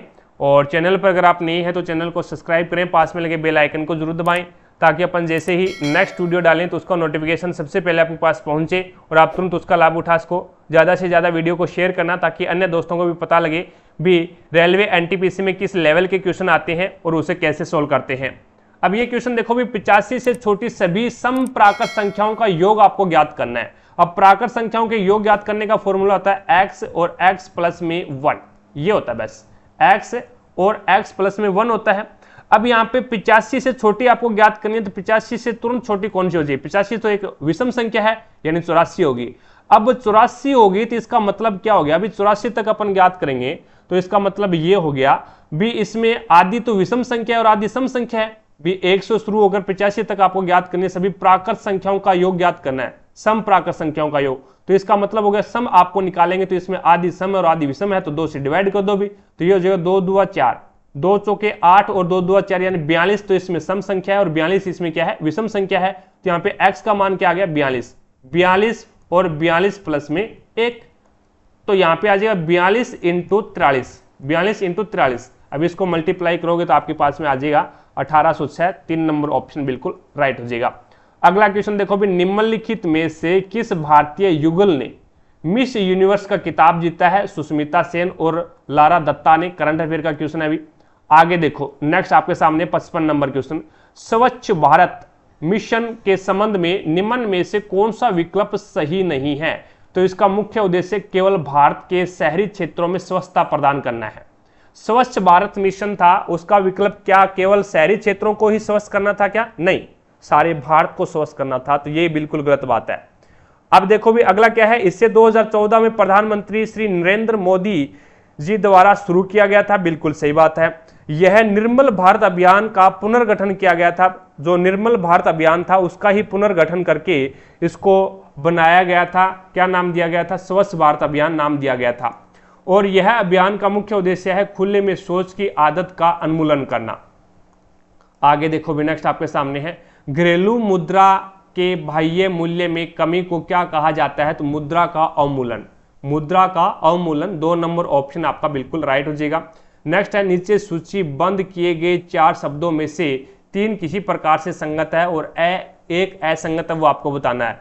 तो गुड़हल है वो इसमें असंगत हो जाएगा, मछली है, सुअर है और भालू है, ये अलग हो जाएगा। तो इसमें असंगत है वो गुड़हल हो जाएगा। क्यों हो जाएगा भाई? अब गुड़हल है ना, वो एक पौधा है, गुड़हल एक पौधा है और एक पुष्प है, और मछली, सुअर और भालू ये क्या है? जानवर है। तो गुड़हल इसमें इस प्रकार से असंगत हो जाएगा। ठीक है, आगे देखो भी नेक्स्ट आपके सामने है, भारत सरकार ने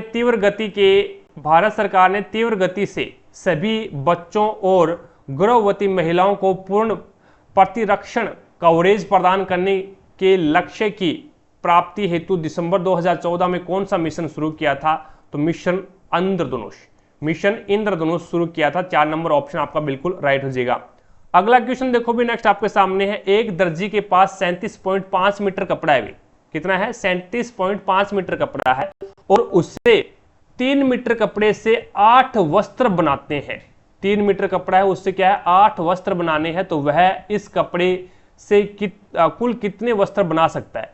अब देखो भी 3 मीटर कपड़े से 8 वस्त्र बना सकता है या फिर 8 वस्त्र बनाने में 3 मीटर कपड़ा लगता है। तो एक वस्त्र बनाने में कितना कपड़ा लगेगा? लेकिन मीटर में दे रखा है तो आपको यहाँ पे ये मान लेना है भी 3 मीटर कपड़े से, यहाँ पे इस प्रकार से इसको सोल्व करेंगे। अब अपन मानेंगे भी 3 मीटर कपड़े से 8 वस्त्र बनाए जा सकते हैं। तो 1 मीटर कपड़े से कितना वस्त्र बनाया जाएगा? तो 8/3 भी 3 मीटर कपड़े से 8 वस्त्र बनाए जाते हैं, तो 1 मीटर कपड़े से 8/3 वस्त्र बनाए जाएंगे। तो 37.5 मीटर कपड़े से कितने वस्त्र बनाए जाएंगे? तो 37.5 से गुणा कर दो भी, पॉइंट हटाओगे तो नीचे 0 लगा दो भी।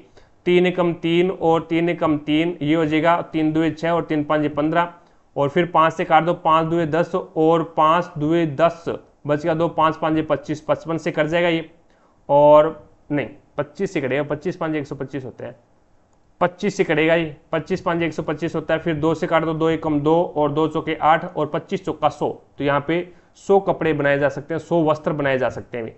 आगे देखो भी नेक्स्ट, 1000 रुपये की कोई धनराशि है, 10% वार्षिक चक्रवर्ती ब्याज की दर से कितने समय में 1331 हो जाएगी? अब एक आसान सा क्वेश्चन है आपके सामने है। अब देखो भी 1000 रुपये है और यहाँ पे 1331 दे रखा है। डायरेक्ट देखते ही आपको क्या करना है, यहाँ पे देखो 1331 हो जाती है, कौन सी हो जाती है? तो 1000 रुपये की राशि है। अब ये 1331 होती है, अभी 1000 रुपये की कोई राशि है वो 1331 होती है। तो इसके अंदर है, अब नीचे आ जाएगा आपका भी 1000, नीचे क्या आ जाएगा? 1000 आ जाएगा। अब देखो भी अगर समय 3 वर्ष है ना, तो ये किसी न किसी संख्या की क्यूब होगी, और अगर समय 2 वर्ष है तो ये किसी न किसी संख्या का स्क्वायर होगा। तो यहाँ पे देखो भी डायरेक्ट आपको पता लग रहा है भी 1331 11 की क्यूब होता है और 10,000 है वो 10 की क्यूब होता है। तो यहाँ पे क्यूब होता है तो इसका मतलब 3 वर्ष समय हो जाएगा। डायरेक्ट कर सकते हो आप, कोई दिक्कत नहीं है। ठीक है, आगे देखो 61 नंबर क्वेश्चन आपके सामने है। इसमें बोला गया भी निम्नलिखित में से कौन कभी भी संयुक्त राष्ट्र का महासचिव नहीं बना? तो लुइस फ्रेसेट है, ये संयुक्त राष्ट्र का कभी भी महासचिव नहीं बना भी। आगे देखो भी नेक्स्ट आपके सामने है, इसमें आपको कौन सी आकृति असंगत है वो आपको बतानी है। यहाँ पे देखो भी इसके अंदर एक के अंदर क्रॉस है, इसके अंदर एक के अंदर क्रॉस है, यहाँ पे भी एक के अंदर क्रॉस है, यहाँ पे दोनों के अंदर क्रॉस है। तो आपका जो आकृति 3 है वो क्या हो जाएगी, असंगत हो जाएगी इसमें। तो आपका राइट आंसर क्या होगा, 4 नंबर ऑप्शन बिल्कुल राइट हो जाएगा। ठीक है, आगे देखो भी, नेक्स्ट आपके सामने है कोस एक्स बराबर आपको क्या दे रखा है, माइनस का 3/5 दे रखा है, और यहाँ पे एक्स तृतीय चतुर्थांश में स्थित है, तो आपको ज्ञात करना है साइन एक्स का मान आपको ज्ञात करना है। अब यहाँ पे जो कोस एक्स का मान दे रखा है वो माइनस के 3/5 तृतीय चतुर्थांश में है, और चतुर्थांश के बारे में आप अच्छे से जानते होंगे। ये चतुर्थांश होती है, ये फर्स्ट है, ये सेकंड है, ये थर्ड चतुर्थांश है, और ये फोर्थ चतुर्थांश है। तो इसमें तरीका होता है ए एस टी सी, यानी ऑल पॉजिटिव होते हैं। जो त्रिकोणमितीय 6 फलन होते हैं सारे के सारे यहाँ पे धनात्मक होते हैं। यहाँ पे होता है साइन और कोसेक धनात्मक होते हैं। यहाँ पे होता है टेन और कॉट धनात्मक। यहाँ पे होते हैं कॉस और शेक धनात्मक। अब इसने यहाँ पे तीसरे चतुर्थांश की बात कर रहा है, तो यहाँ पे साइन का मान भी और कोस का मान भी दोनों ही नेगेटिव रहेंगे। तो लाल बट्टे कक्का से आप क्या जानते हैं, LAL लाल बट्टे कक्का से आप जानते हैं कि आधार बट्टे कर्ण होता है वो कोस का मान होता है। तो समकोण त्रिभुज में पाइथागोरस प्रमेय की सहायता से यहाँ पे थोड़ा सा अच्छा बना देते हैं, चलो इसी के अंदर कर देते हैं। तो इसमें हमने आधार और कर्ण, लंब और कर्ण, आधार और कर्ण लिख लिया। चलो ये मैं इसको इरेज कर देता हूँ यहाँ से, आप यहाँ पे लिख लो, आधार नीचे वाला ले लो। अब यहाँ पे लंब निकालना है। लंब निकालेंगे तो कर्ण स्क्वायर बराबर होता है आधार स्क्वायर प्लस में लंब स्क्वायर। उसकी सहायता से आप इसका रिजल्ट निकाल पाओगे 4। पाइथागोरस प्रमेय की सहायता से निकाल लेना। ठीक है, अब हमें किसका मान चाहिए, साइन का मान चाहिए। तो साइन एक्स बराबर क्या हो जाएगा, लंब बटा कर्ण होता है। लंब 4 है, कर्ण 5 है, बट इसने ये बोला है कि x तीसरे चतुर्थांश में है, तो यहाँ पे साइन का मान मैंने बताया नेगेटिव होता है। तो यहाँ पे साइन x का मान आ जाएगा माइनस के 4/5। इस प्रकार से ये क्वेश्चन हल हो जाएगा। अब चलते हैं नेक्स्ट क्वेश्चन की तरफ।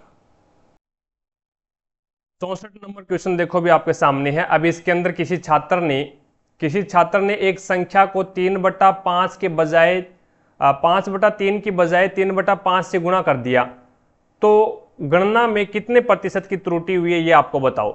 तो इसमें देखो भी कोई संख्या में, वो संख्या मान लेता हूं भी x है। अब इसमें क्या किया इसने, 5/3 की बजाय इसने 3/5 से गुणा कर दिया, यानी 3x/5 से गुणा कर दिया। अब कितने प्रतिशत की त्रुटि हुई है ये आपको बताना है। तो यहाँ पे देख लो भी कितने प्रतिशत की त्रुटि हुई, पहले तो इसका निकाल लो कितने प्रतिशत की त्रुटि हुई। तो इसमें 15 इसका एलसीएम आ जाएगा, और 3 5 और 5 5 25, यानी 25x माइनस में 5 तिया और 3 तिया 9x। तो त्रुटि कितने की होगी, तो त्रुटि होगी 16x/15 की। 16x/15 की त्रुटि होगी। और ये 16x/15 की त्रुटि कितने के ऊपर हुई है, तो वो 5x/3 के ऊपर हुई है। भी 5x/3 के ऊपर हुई है, तो 5x/3 इसके नीचे आएगा, तो ये गुणा केंद्र संख्या पलट के आ जाएगी, 3/5x हो जाएगी। अब इसको x से तो x काट दो, और ये आपके पास में क्या बनेगा अभी, 3 कम 3 और 3 5 15। और प्रतिशत निकालना आपको, तो क्या करना पड़ेगा, 100 से गुणा करना पड़ेगा। तो ये हो जाएगा 5 5 25, 5 और 5 नीचे 25 बचा हुआ, तो 5 5 25 और 25 चौका 100। तो 4 यहाँ पे है और 16 यहाँ पे है, तो 16 चौका 64, तो आपके पास में आ जाएगा 64%। 3 नंबर ऑप्शन बिल्कुल राइट हो जाएगा। अगला क्वेश्चन देखो भी, नेक्स्ट आपके सामने है, इनमें से दक्षिण अफ्रीका के किस रेलवे स्टेशन पर प्रथम श्रेणी का डिब्बा छोड़ने से मना करने पर गांधी जी को रेलवे से बाहर फेंक दिया था। तो गांधी जी को रेलगाड़ी से बाहर फेंक दिया गया था, तो वो पीटर मेरिट्सबर्ग जो स्टेशन है, रेलवे स्टेशन है दक्षिण अफ्रीका का, उसमें क्या है, गांधी जी ने फर्स्ट क्लास का जो प्रथम श्रेणी का डिब्बा था वो छोड़ने से मना कर दिया था, और फिर वहाँ के साउथ अफ्रीका के में उन लोगों ने गांधी जी को क्या है, रेलगाड़ी से बाहर फेंक दिया था। भी आगे देखो भी, नेक्स्ट आपके सामने 66 नंबर क्वेश्चन, यदि किसी लेंस की फोकस दूरी 25 सेंटीमीटर है, तो यदि किसी लेंस की फोकस दूरी है वो 25 सेंटीमीटर है, तो उस लेंस की क्षमता क्या होगी। तो क्षमता का फॉर्मूला अगर आप जानते हैं, जैसे कि P बराबर क्या होता है 1/f होता है। अब ये तो आपको क्या है, अगर जब फोकस दूरी मीटर में दे रखी हो ना तब आप इसका यूज करोगे। अगर मीटर के अंदर नहीं दे रखी है, सेंटीमीटर में दे रखी है, तो P बराबर क्या हो जाएगा 100/f हो जाएगा। अब f कितना है अभी 25 है, तो 25 से कम 25, 25 चौका 100, तो यहाँ पे 4 डायफ्टर आ जाएगा, जो कि आपका राइट आंसर होगा 4 नंबर ऑप्शन।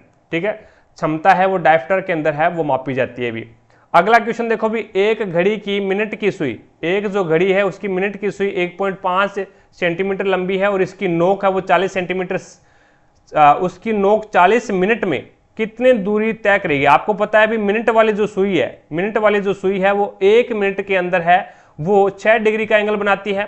40 मिनट के अंदर कितने डिग्री का एंगल बनाएगी, तो 40 के अंदर है वो बना देगी 240 डिग्री का एंगल। अब यहाँ पे एक फॉर्मूला ये होता है, फॉर्मूला होता है S बराबर क्या होता है, S बराबर होता है आर थीटा। S बराबर क्या होता है, बस आर थीटा, ये आपको याद रखना है। तो यहाँ पे S क्या है, S है वो है चाप की लंबाई, S क्या है चाप की लंबाई है, और यहाँ पे R क्या है त्रिज्या है, और थीटा यहाँ पे क्या है रेडियन के अंदर डिग्री, रेडियन के अंदर थीटा का मान है। यहाँ पे थीटा है वो क्या है रेडियन के अंदर मान होना चाहिए। अब देखो भी S चाप की लंबाई का मतलब हो गया भी आपके पास में जो सुई की लंबाई दे रखी है वो 1.5 मीटर दे रखी है, तो इसका मतलब त्रिज्या आपको 1.5 सेंटीमीटर दे दी। 40 मिनट के अंदर, यानी कहने का मतलब है मैं यहां से अगर सुई को शुरू करता हूं यहां से, और इस प्रकार से 30 मिनट ये हो गए और यहां तक, यानी ये एक प्रकार से चाप की लंबाई होगी। ये एक प्रकार से क्या होगी, चाप की लंबाई ही आपको क्या है ज्ञात करनी है भी, इस प्रकार से ये इतनी चाप की लंबाई होगी। ठीक है, अब ये चाप की लंबाई S यहाँ पे चाप की लंबाई को डिनोट करेगा, बराबर में आर थीटा, थीटा यहाँ पे रेडियन में होना चाहिए। अब रेडियन के अंदर होना चाहिए तो आप क्या करोगे, पाई को, पाई का मान कितना होता है 180 डिग्री होता है, लेकिन आपको क्या है 240 निकालना है। तो पाई अपॉन में, पाई को मैं क्या कर दूं, पाई को अपन एक प्रकार से इसको सोल्व करते हैं, तो पाई को 3/4 से गुणा कर दूं, मैं 3/4 से भाग दे दूं पाई को, या फिर 4/3 से गुणा कर दूं तो आ जाएगा। देखो 4/3 से गुणा कर दो इसको, पाई को 4/3 से गुणा कर दो भाई, पाई का मान 180 डिग्री है इंटू, और 4/3 से इसको क्या करते हैं गुणा, 3 एकम 3, 3 छिका 18 60 और 6 चौका 24, 240 आ रहा है। तो यहाँ पे रेडियन के अंदर मान है वो 240 को क्या लिखूंगा मैं, पाई इंटू या फिर 4 पाई/3 लिखूंगा, ये रेडियन के अंदर मान है। तो यहाँ पे ये तो आपको क्या, S तो आपको निकालना है, R का मान आपके पास में कितना है 1.5 है, इंटू यहाँ पे पाई के अंदर है 4 पाई अपॉन में 3, पॉइंट हटाओगे तो नीचे क्या लग जाएगा 0, 3 एकम 3 और 3 पांजे 15, 5 एकम 5 और 5 दुए 10, 2 एकम 2 और 2 दुआ 4। तो यहाँ पे S बराबर आपके पास में क्या आ गया 2 पाई आ गया। अब पाई का मान तो आपको दे रखा है भी, ये देखो पाई का मान 3.14 लेना है, तो यहाँ पे 3.14 को 2 से डिवाइड कर गुणा कर दो, 2 दुआ 4, 2 चौके 8 और 2 एकम 2 और 2 तिया 6, तो ये आ जाएगा 6.28, 6.28 क्या आ जाएगा आपके पास में, और उससे की दूरी आ जाएगी, कितनी दूरी तय की है, तो 6.28 सेंटीमीटर दूरी तय की है। ये फॉर्मूला याद रखना। S यहाँ पे क्या है चाप की लंबाई है, R यहाँ पे क्या है त्रिज्या है, और थीटा यहाँ पे क्या है रेडियन के अंदर है भी, थीटा जो कोण का मान है वो रेडियन के अंदर है। आगे देखो भी नेक्स्ट आपके सामने है, अब अगला अक्षर बताना प्रश्नवाची चिन्ह के स्थान पे क्या आएगा, डी में 2 डी आता है 4 पे 4 2 6, 6 2 8, 8 2 10, यानी 2 2 जोड़ रहा है भी, प्लस 2 2 कर रहा है। अब यहाँ पे क्या है 2 2 माइनस कर रहा है भी, यानी 22 में से 2 गया 20, 20 में से 2 गया 18, और 18 में से 2 जाएगा तो आपके पास में बचेगा P 16, यानी 4 नंबर ऑप्शन आपका बिल्कुल राइट हो जाएगा। अगला क्वेश्चन है 4 अंकों की बड़ी से बड़ी पूर्ण वर्ग संख्या आपको ज्ञात करनी है। 4 अंकों की सबसे बड़ी संख्या है वो 9999 होती है। अब इसका क्या कर लो आप, भागविधि से वर्ग निकाल लो भी। अब भागविधि से वर्ग निकालोगे तो 2 2 के पेयर बना लो, जोड़े बना लो, तो ये हो जाएगा आपके पास में 9 9 81, 9 बार चला जाएगा 81 आ जाएगा, कितना बचेगा 9 इसमें जुड़ेगा तो ये हो जाएगा 18, और 99 में से 81 निकालोगे तो आपके पास में कितना बचेगा अभी, तो ये हो जाएगा 9 में से 1 जाएगा तो 8, और यहाँ पे 9 में से 8 जाएगा तो 1 18, और ऊपर से जोड़े के अंदर से संख्या निकलेगी। अब इसके अंदर है वो 9 से आप इसको क्या है 9 से डिवाइड कर दो, तो 9 से भाग पूरा पूरा चला जाएगा अभी, तो ये हो जाएगा 9 9 81, 8 9 8 72, 72 और 8 80 यानी 8 हो जाएगा। और फिर 9 एकम 9 और 8 17, तो ये आ जाएगा आपके पास में 1701। आप देखो भी इसमें से यानी 4 अंकों की वह बड़ी से बड़ी संख्या यानी सबसे बड़ी संख्या हमने ले रखी है। अब इसमें से आपको संख्या घटानी पड़ेगी, तो देख लो भी कितना घटाना पड़ेगा। तो 1899 में से 1701 माइनस करोगे तो आपके पास में 8 और 9 और 198 है, वो माइनस कर दो भी। तो सबसे बड़ी संख्या है 9999 में से आपको क्या करना है 198 माइनस करना है। तो ये 9 में से 8 माइनस करोगे तो ये आपके पास में हो जाएगा 1, और 9 में से 9 0, और 9 में से 1 जाएगा तो 8 और 98 0 1 यानी 9801 है, वो 99 का स्क्वायर होता है भी। तो यहाँ पे आपका राइट आंसर क्या होगा, 3 नंबर ऑप्शन बिल्कुल राइट हो जाएगा। अगला क्वेश्चन देखो भी नेक्स्ट आपके सामने है। अब इसके अंदर आपको बोला गया भी दो उम्मीदवारों के बीच में एक चुनाव में मतदाता सूची में शामिल 75% मतदाताओं ने मतदान नहीं किया। सॉरी, दो उम्मीदवारों के बीच हुए एक चुनाव में मतदाता सूची में शामिल 75% मतदाताओं ने मतदान किया, जिनमें से 2% मत अमान्य घोषित कर दिए गए और एक उम्मीदवार को 9261 मत प्राप्त हुए, जो मान्य मतों के 75% के बराबर थे। उस चुनाव में मतदाता सूची में शामिल मतदाताओं की कुल संख्या कितनी है? तो मैंने मान ली भी मतदाता सूची के अंदर शामिल कुल संख्या वो x है।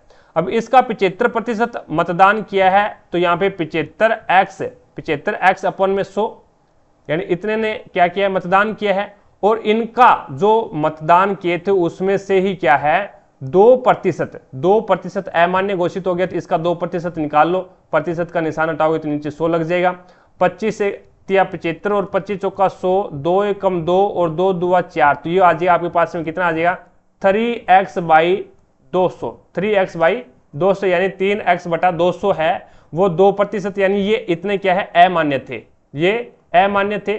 तो मान्य कितने हो जाएंगे? तो मान्य है वो टोटल आपके पास में कितना है 75x/100 पड़े थे, और उसमें से 3x/200 है वो आप माइनस कर दो, 200 इसका एलसीएम आ जाएगा, तो आ जाएगा आपके पास में 75 दुआ 150 x माइनस में 3x, तो टोटल यानी मान्य मत कितने बचेंगे? तो मान्य मत है वो 147x/200 बचेगा, 147x/200 है वो आपके पास में मान्य मत बचेंगे। ठीक है, अमान्य मत तो हमने निकाल दिए, 2% थे, वो 2% कितने हो गए? तो 3x/200 हो गया। अब ये 3x/200 है वो जो मतदान हुआ था उसमें से हमने क्या कर दिया, माइनस कर दिया। अब इसने बोला है भी एक उम्मीदवार को 9261 मत मिले, जो मान्य मत कितने अपने पास में 147x/200 है, मान्य मत के 75% के बराबर थे। तो मान्य मत आपके पास में 147x/200 है और इसके 75% के बराबर थे, तो 75% इसका निकाल लो भी और बराबर क्या कर दो 9261 कर दो, कोई दिक्कत नहीं है। अब जो कट रहा है उसको काट दो भी, 25 तिया 75 और 25 चौका 100, 4 दुए 8, तो x बराबर क्या आ जाएगा आपके पास में? x बराबर आपके पास में मान आ जाएगा x बराबर यानी 147x इंटू 3 यहाँ पे बचेगा, जो भाग में वो गुणा में चला जाएगा, तो 9261 इंटू 200 दुए 200 चौके 800 हो जाएगा भाई, 200 चौके 8 से। तो x बराबर क्या आ जाएगा? तो x बराबर आ जाएगा 9261 इंटू 800, और अपोन में क्या आ जाएगा आपके पास में 147 इंटू 3। अब इसको काटो, 147 से कम 147 और ये 63 बार कट जाएगा, 3 से काटोगे तो ये हो जाएगा आपके पास में 3 दुआ 6 और ये हो जाएगा 3 एकम 3 यानी 21 इंटू 800, तो ये आपके पास में 0 0 8 एकम 8 और 8 दुए 16, 16800। तो आपके पास में टोटल मत कितने हैं? तो 16800 हो जाएगा, जो कि आपका राइट आंसर क्या होगा? 4 नंबर ऑप्शन बिल्कुल राइट हो जाएगा। अगला क्वेश्चन देखो भी नेक्स्ट आपके सामने है। अब देखिएगा 271 नंबर क्वेश्चन में आपको दे रखा है कि एक छात्र है, छात्र द्वारा 100 अवलोकनों के माध्य और मानक विचलन की गणना क्रमशः 40 और 5.1 है। यहाँ पे आपको मीन दे रखा है, माध्य दे रखा है और मानक विचलन दे रखा है, 5.1 निकाला है 100 प्रेक्षणों की सहायता से। ठीक है, तो स्टूडेंट ने एक गलती कर दी कि जिन्होंने एक अवलोकन में 40 की बजाय 50 ले लिया, यानी 40 की बजाय उसने क्या ले लिया 50 ले लिया, यही है। एक अवलोकन में 40 की बजाय 50 ले लिया। सही माध्य और मानक विचलन हमें ज्ञात करना है। सही माध्य हमें निकालना है और मानक विचलन निकालना है, जो कि सिग्मा से रिप्रेजेंट करते हैं। ये सही निकालना है। अब गलत हमें दे रखा है, गलत माध्य दे रखा है 40, गलत मानक विचलन दे रखा है 5.1, लेकिन उसने एक्स्ट्रा कितना जोड़ दिया? उसने एक्स्ट्रा 10 जोड़ दिया। 40 लेना था, 50 ले लिया, ठीक है। तो इस तरीके का क्वेश्चन थोड़ा सा बड़ा हो जाता है। इसको अपन नेक्स्ट पेज पे लेके ही चलते हैं, जैसा कि यहाँ पे हमने पहले वाला क्वेश्चन कंप्लीट किया था। अब हमें यहाँ पे दे रखा है कुल प्रेक्षण, कुल प्रेक्षण जिसको अपन n से रिप्रेजेंट करते हैं, 100 दे रखा है। गलत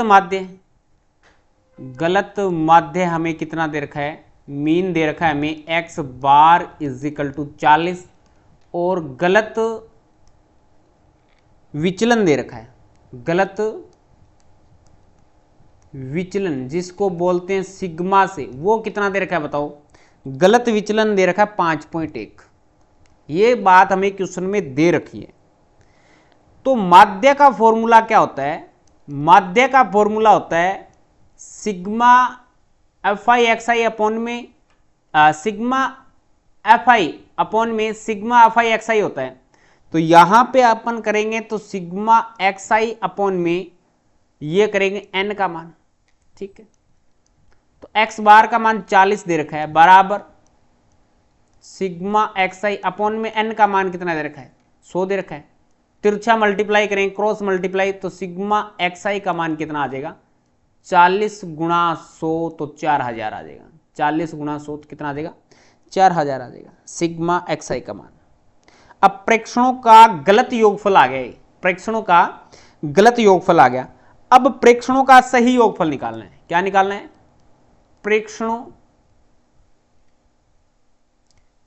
प्रेक्षणों का सही योगफल।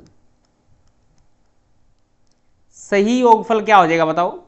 4000 में से 10 माइनस 10 ही एक्स्ट्रा जुड़ा था यहां पे, यही बोल रहा है भी 40 की बजाय उसने 50 ले लिया, तो 10 एक्स्ट्रा जोड़ दिया, 10 घटा देंगे तो 3990 आएगा। कितना आएगा भी? 3990 आ जाएगा। इतनी बात समझ में आई क्या? अब हमें क्या निकालना क्या? सही माध्य देखते हैं। तो सही माध्य क्या हो जाएगा? सही माध्य हमारे पास में हो जाएगा सही योगफल बटे प्रेक्षण तो उतने ही रहेंगे जो जितने थे पहले, 100 के 100 रहेंगे। तो सही योगफल कितना है? 3990 बटे 100, तो ये आ जाएगा 39.90, 39.90 आ जाएगा। इतनी बात समझ में आई क्या? अब देख लो यहाँ पे 39.9 दो ऑप्शन में दे रखा है, एक तो इस ऑप्शन में दे रखा है और एक इस ऑप्शन में दे रखा है। अब हमें विचलन का पता नहीं कि नया विचलन 50 है या 5 है, तब हमें आगे बढ़ना पड़ेगा। अगर ऐसी बात आ जाए कई बार कि 39.1 ऑप्शन में दे रखा है, तो आगे विचलन निकालने की आवश्यकता नहीं, अपन 4 नंबर ऑप्शन राइट कर देते। अब हमें विचलन निकालना पड़ेगा, विचलन किस प्रकार से आएगा, ठीक है। तो एक हमारा रिजल्ट आ गया यहां तक। अब अपन विचलन निकालते हैं। तो विचलन का जो फॉर्मूला क्या होता है? मानक विचलन सिग्मा बराबर, फॉर्मूला होता है सिग्मा एक्स आई का स्क्वायर बटे एन माइनस में सिग्मा एक्स आई बटे एन का होल स्क्वायर। समझ रहे हो क्या? ये होता है। अब देखो सिग्मा एक्स आई ये पुराना मानक विचलन है, और पुराना हमें क्वेश्चन में दे रखा है 5.1 बराबर, ठीक है। अब ये बन गया रूट के अंदर चल रहा है मान सिग्मा एक्स आई का स्क्वायर बटे एन माइनस में, अभी हमने पढ़ा था कि एक्स बार बराबर होता है सिग्मा एक्स आई बटे एन। ये किसका मान होता है? समांतर माध्य का मान होता है। अगर मैं इसका होल स्क्वायर करता हूं तो समांतर माध्य का भी होल स्क्वायर कर दूंगा, तो ये बन जाएगा x बार का स्क्वायर। Is that clear? बराबर, अब बोथ साइड स्क्वायर करेंगे तो ये बन जाएगा 5.1 का स्क्वायर, इधर स्क्वायर करेंगे तो ये रूट हट जाएगा, तो रिजल्ट आ जाएगा हमारे पास में सिग्मा एक्स आई का स्क्वायर बटे 100 माइनस में x बार का मान। ये बात किसकी चल रही है? गलत की चल रही है, हमें सही तो आगे निकालना है। तो एक बार जो गलत मान हमें दे रखा था वही मान यहां पे रखना बेटा। तो x बार का गलत मान क्या क्या दे रखा था आपको? x बार का गलत मान ये दे रखा है 39.90 मत रख देना, ये रखना है आपको x बार का गलत मान 40 रखना है। कितना रखना है? गलत की बात चल रही है तो फिलहाल गलत का मान रखेंगे तो 40, और 40 का क्या करना है? होल स्क्वायर करना है। तो 5 का स्क्वायर कितना? तो 5.1 का स्क्वायर हो जाएगा लगभग आपके पास में 26.01 बराबर।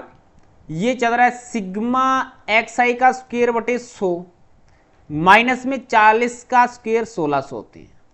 40 का स्क्वायर इधर चला जाएगा, प्लस का हो जाएगा 1600 प्लस 26 ये हो जाएगा 1626.01 बराबर मान रहेगा हमारे पास में सिग्मा एक्स आई का स्क्वायर बटा 100।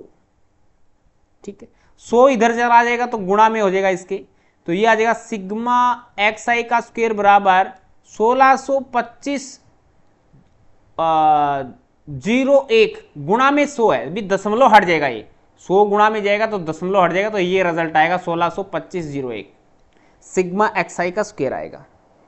ठीक है, अब हमें निकालना क्या है? हमें निकालना है सही सिग्मा एक्स आई का स्क्वायर। ये निकालेंगे कैसे? ये निकालेंगे गलत सिग्मा एक्स आई का स्क्वायर में से हमें माइनस करना पड़ेगा। माइनस हमें क्या करना पड़ेगा? 50 का स्क्वायर तो माइनस करना पड़ेगा और इसके अंदर जोड़ना पड़ेगा 40 का स्क्वायर। ठीक है, क्योंकि इसने 40 की जगह 50 ले लिया था, तो 50 का स्क्वायर तो माइनस कर देंगे और 40 का स्क्वायर जोड़ देंगे, बस इतना सा काम करना है। 1625.01 माइनस में 50 का स्क्वायर 2500 प्लस में 40 का स्क्वायर 1600। ये रिजल्ट जोड़ोगे घटाओगे कैलकुलेशन करोगे तो आएगा 1617.01 रिजल्ट आ जाएगा आपके पास में। ठीक है, अब हमें निकालना क्या है? सही एक्स आई का मान निकाला अभी तक, तो हमें निकालना है कि सही मानक विचलन। सही मानक विचलन सूत्र क्या होता है? सही सिग्मा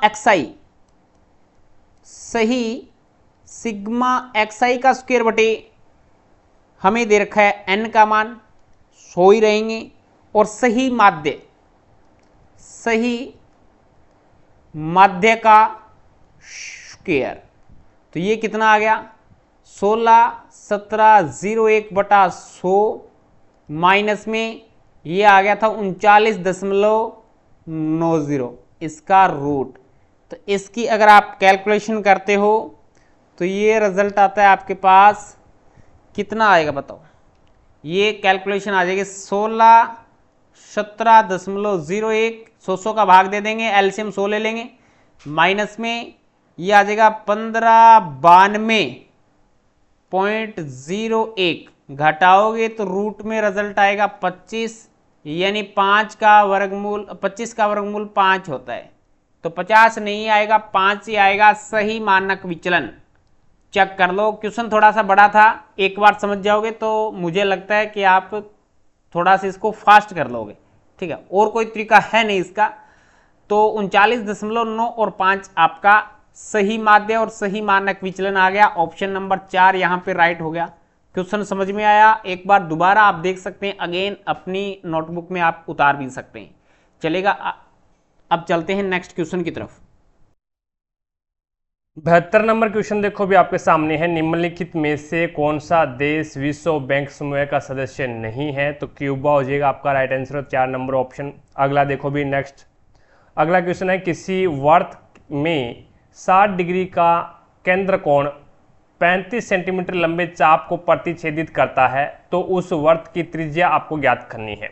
देखो भी, जैसे कोई वर्त है, इस प्रकार से ये वर्त है, ठीक है, और इस वर्त का ये केंद्र कोण है और यहाँ से 60 डिग्री के केंद्र कोण पर 35 मीटर लंबे चाप, यानी ये इस प्रकार से चाप बनेगा और इस चाप की जो लंबाई है यहाँ से लेकर के और यहाँ तक, ये कितनी दे रखी है, 35 सेंटीमीटर आपको दे रखी है, ठीक है।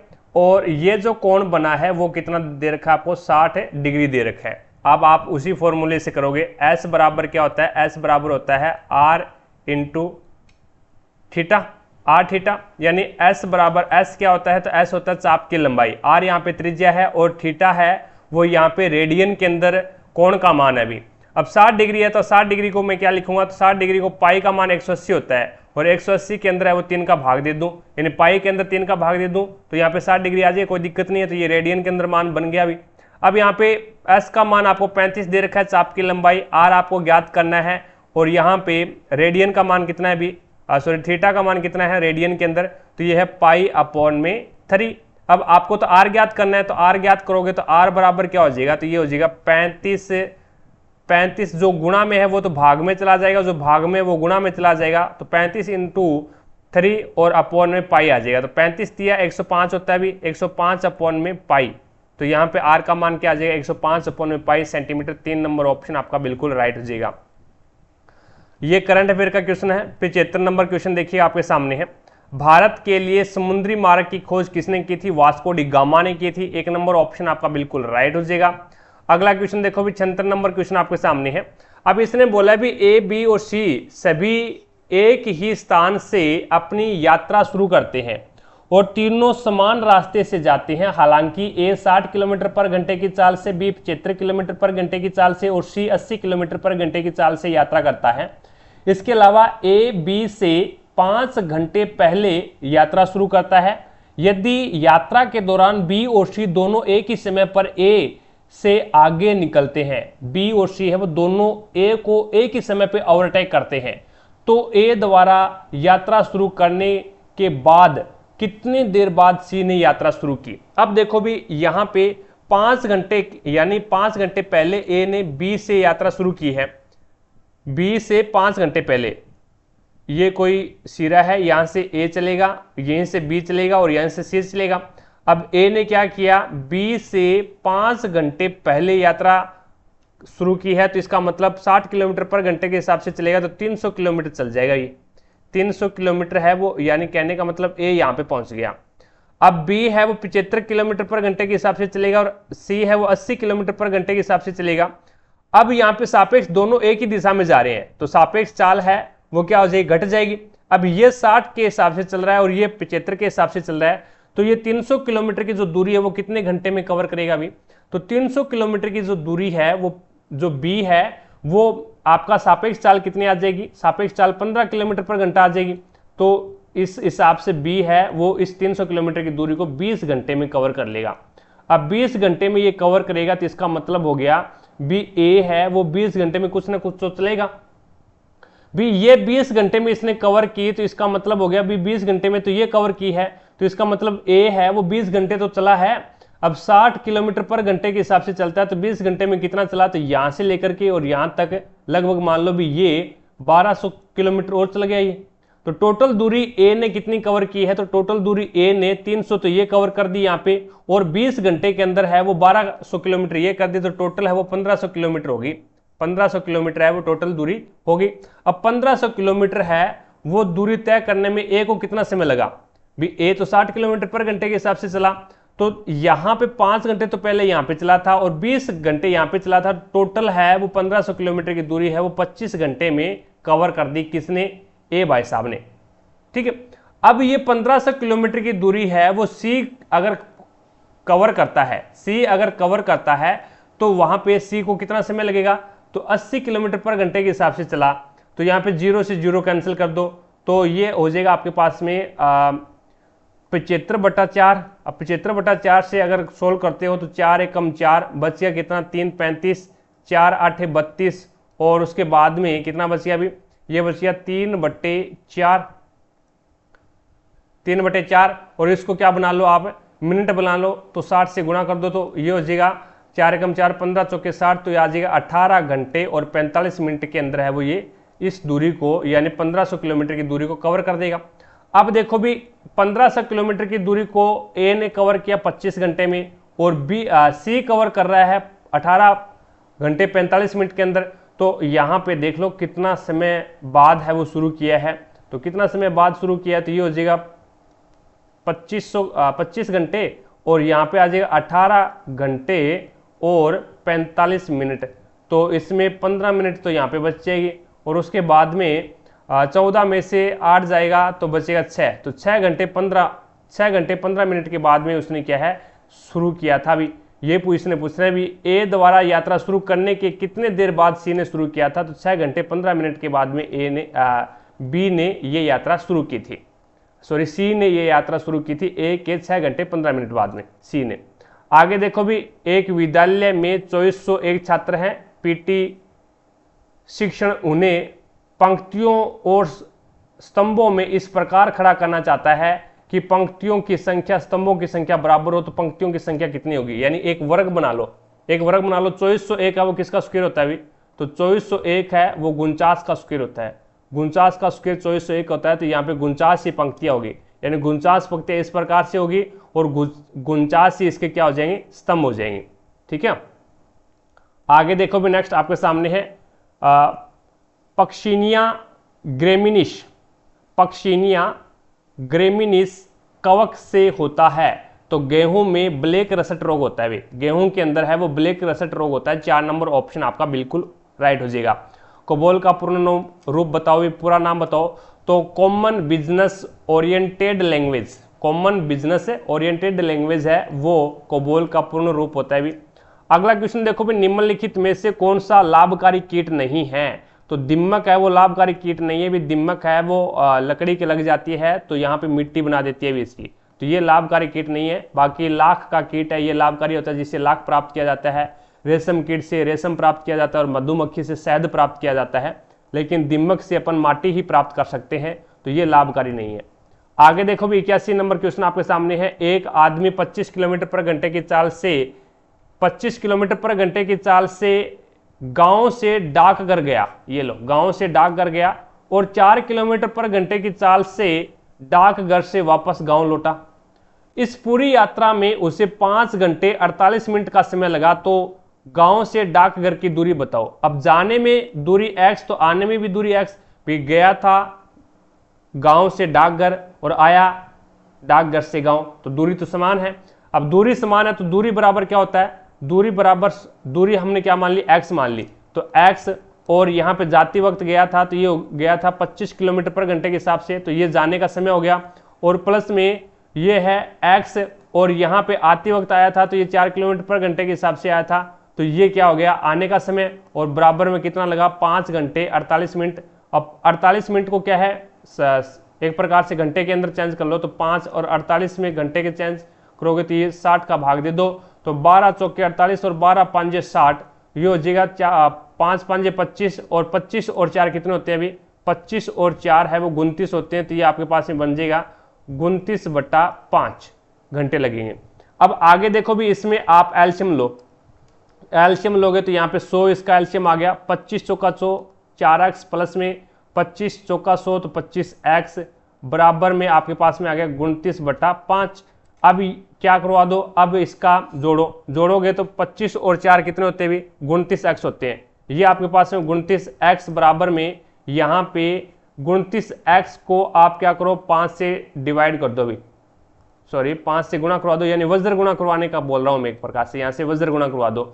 29x ये हो गया और 5 से गुणा करवाओगे तो इंटू 5 कर दो भी और बराबर में ये आपके पास में हो गया 2900, 29 इंटू 100।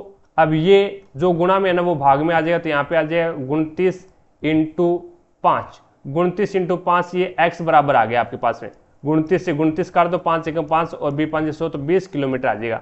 x का मान कितना आ गया 20 और x आपने मानना क्या था, तो x है वो गांव से डाकघर की दूरी है, तो यहाँ पे 20 किलोमीटर हो जाएगा और आने और जाने का समय, आने और जाने का यहाँ पे लेंथ पूछता तो 40 हो जाता।